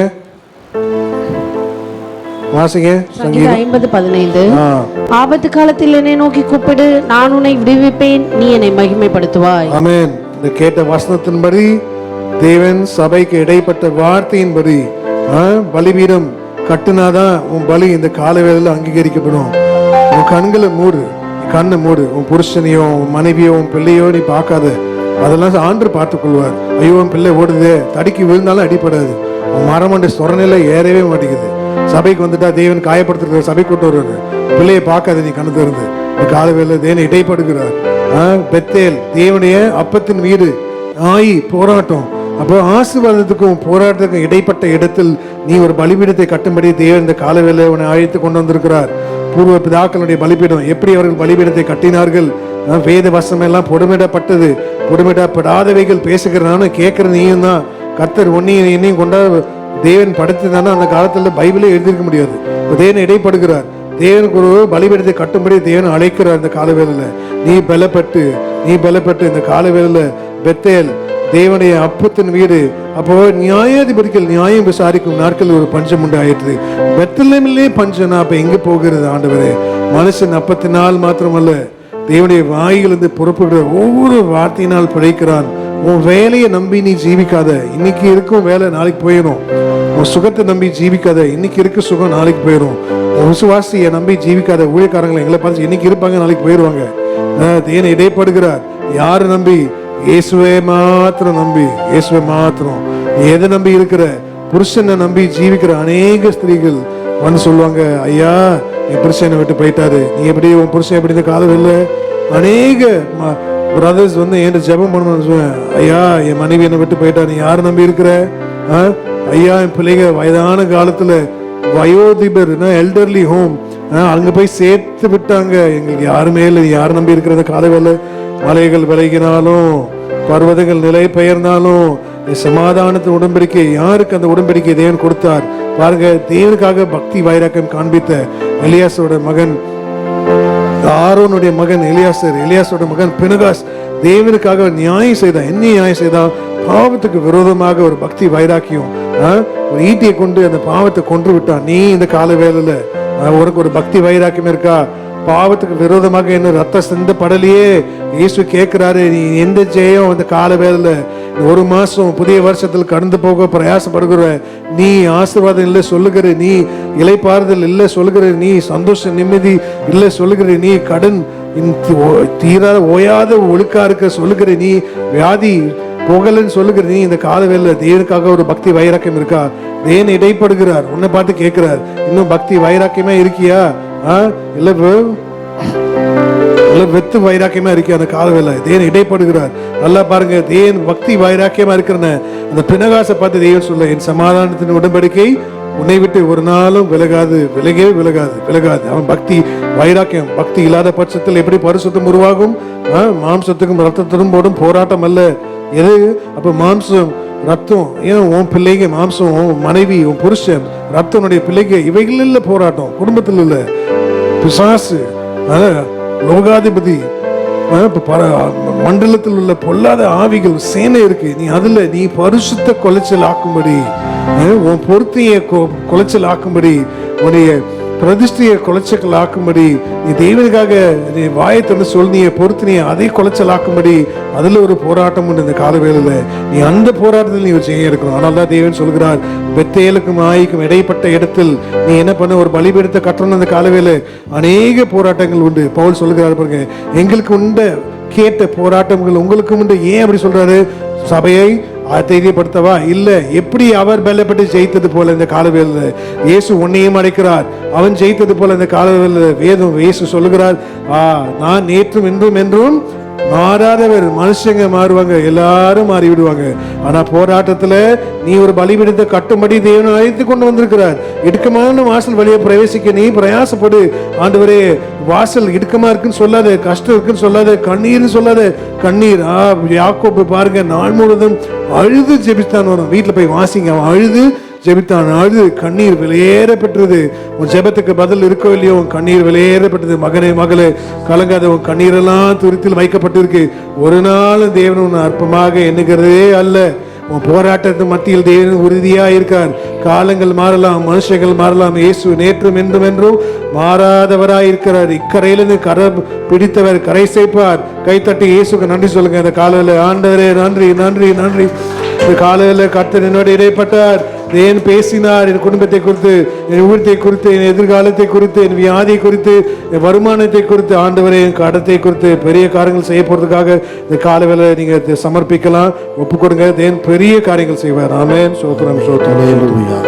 ஆண்டவர் பேசின நல்ல வார்த்தைகளுக்காய் கர்த்தரை துதிப்போம். ஆண்டவர் இந்த நாளிலே நம்மோடு கூட இடைப்பட்டிருக்க பெத்தேலுக்கும் ஆயிக்கும் இடையிலே நாம் ஒரு பலிபீடத்தை கட்ட வேண்டும். நம்முடைய வாழ்க்கையில சில போராட்டங்களின் மத்தியில ஆண்டவருக்காக நீங்களும் நான் ஒரு பலிபீடத்தை கட்டுவோம். அல்லேலூயா. ஆபத்து காலத்தில் நீ சோர்ந்து போவாய், ஆனால் பலன் குறுகிடும். இன்னைக்கு பலிபீடம் கட்ட முடியாம போராட்டத்தோடு இருக்கீங்களா? உங்க வாழ்க்கையில ஆண்டவர் உங்களுக்கு பலிபீடம் கட்ட அவர் உதவி செய்வார், பலன் தருவார். பக்தி வைராக்கியத்தை காண்பீங்க. 1 மாதம் இருக்குது இந்த புதிய வருஷத்துக்குள்ள பிரவேசிப்பதற்கு. அல்லது 11 மாதம் வந்துட்டோம். இந்த 12வது மாதத்துக்குள்ள பிரவேசிப்பதற்கு முன்பதாக ஆண்டவர் எவைகளை எல்லாம் அப்புறப்படுத்த வேண்டுமோ, இவைகளை எல்லாம் எங்களுடைய வாழ்க்கையில் அக்கறைப்படுத்த வேண்டுமோ அவைகளெல்லாம் அக்கறைப்படுத்தி இந்த புதிய வருஷத்துல 2 பரிவாரங்களோடு அந்த புதிய ஆண்டை நம்ம கடக்க வேண்டும். எல்லார் கைகளை தட்டி ஆண்டவர் நிச்சயமாகவே அப்படி உங்களை ஆசீர்வதிக்க போறாரு. ஆமென். அக்கறைப்படுத்துங்கள், அப்புறப்படுத்துங்க. புதிய வருஷத்துல நமக்கு அநேக நன்மைகளினால தேவன் நம்மை அலங்கரிக்க போகிறார். செய்து கொடுத்த அருமையான தாசரையும் அவருடைய மனைவி பிள்ளையும் கர்த்தர் ஆசீர்வதிங்க. சிஸ்டருக்கு இன்னும் நல்ல பரிபூர்ண சுகத்தை கர்த்தர் கட்டளையிடுவீராக. வியாபாரங்கள் ஆண்டவரே, அவருடைய ஊழியங்கள் எல்லாவற்றிலும் கர்த்தர் கூட இருந்து நடத்தும். வந்திருக்கிற ஒவ்வொரு தேவ ஜனமும் ஆண்டவரே இன்றைக்கு ஒரு பலிபீடத்தை கட்டட்டும். போராட்டத்துல ஜெபிக்க முடியல, வேதம் படிக்க முடியல, ஆலயத்துக்கு வர முடியலன்னு சொல்லுகிற ஒவ்வொருவரையும் ஆண்டவர் இன்றைக்கு பலப்படுத்துகிறார். உன்னுடைய போராட்டத்துல, உன்னுடைய பெத்தேலுக்கும் ஆயுக்கும் நடுவுல நீ ஒரு பலிபீடத்தை கட்டு. கர்த்தர் அதுல மகிமைப்படுவாரு. அவருடைய சமாதானத்தின் உடன்படிக்கை உன்னை விட்டு நிலை பெயராது. உன் பக்தி வைராக்கியத்தை காண்பி ஆண்டவருக்காக. ஆண்டவர் இந்த காலை வேளையிலே அப்படியாக சபை முழுவதையும் தேவன் ஆசீர்வதிக்கிறார். உங்க எல்லாரையும் ஆண்டவர் ஆசீர்வதிக்கிறார். போராடுகிற, பிரயாசப்படுகிற, ஆண்டவருக்காக வைராக்கியம் பாராட்ட விரும்புகிற, பக்தி வைராக்கியமாய் இருக்க விரும்புகிற உங்கள் மேல் தேவனுடைய விசேஷித்த கிருபையை இந்த காலை வேளையில கர்த்தர் கொடுக்கிறார். இனிமேல் நீங்கள் பலவீனர்கள் அல்ல, பலவான்களாய் கர்த்தர் உங்களை மாற்றுகிறார். பிசாசுக்கு எதிர்த்து நெல்லுங்கள், அவன் உங்களை விட்டு ஓடி போவான். நிச்சயமா உங்களால் பலிபீடம் கட்ட முடியும். ஆண்டவர் அதற்கு பலனை தருவார். ஆவியில நிரம்பி ஜெபியுங்க. ஆவியானவர் உங்களுக்கு உதவி செய்வார். பலத்தினாலும் அல்ல, பராக்கிரமத்தினாலும் அல்ல, ஆவியினால நடக்க போகுது. அது உங்க கண்களுக்கு ஆச்சரியமா இருக்க போகுது. உங்களுடைய கரத்திலே ஒப்பு கொடுக்கிறோம். இயேசுவின் நாமத்தில் ஜெபிக்கிறோம் பிதாவே. எல்லாரும் சொல்லுவேன், ஆத்துமாவே கர்த்தரை ஸ்தோத்தரி, என் முழு உள்ளமே பரிசுத்த நாமத்தை ஸ்தோத்தரி. என் ஆத்துமாவே கர்த்தரை ஸ்தோத்தரி, அவர் செய்த சகல உபகாரங்களையும் மறவாதே. நம்முடைய கர்த்தராகிய இயேசு கிறிஸ்துவின் கிருபை, பிதாவாகிய தேவனுடைய அன்பு, பரிசுத்த ஆவியானவருடைய அன்யோன்ய ஐக்கியம், சந்தோஷம், சமாதானம், வசனத்தை பிரசங்கித்த, வசனத்தை கேட்ட தேவ மக்கள் அனைவரோடு கூட நம்முடைய வருகை பரியந்தம் என்னென்றைக்கும் நிலைத்திருப்பதாக. ஆமென். மாரநாதா, மாரநாதா, மாரநாதா. ஹல்லேலூயா, ஹல்லேலூயா, ஹல்லேலூயா. இயேசு ராஜாவை நான் பார்த்தால் போதும், மகிமையில் அவரோடு நான் வாழ்ந்தால் போதும். ஆயத்தமாகணுமே, இன்னும் ஆயத்தமாகணுமே, இன்னும் வருகைக்காக ஆயத்தமாகணுமே.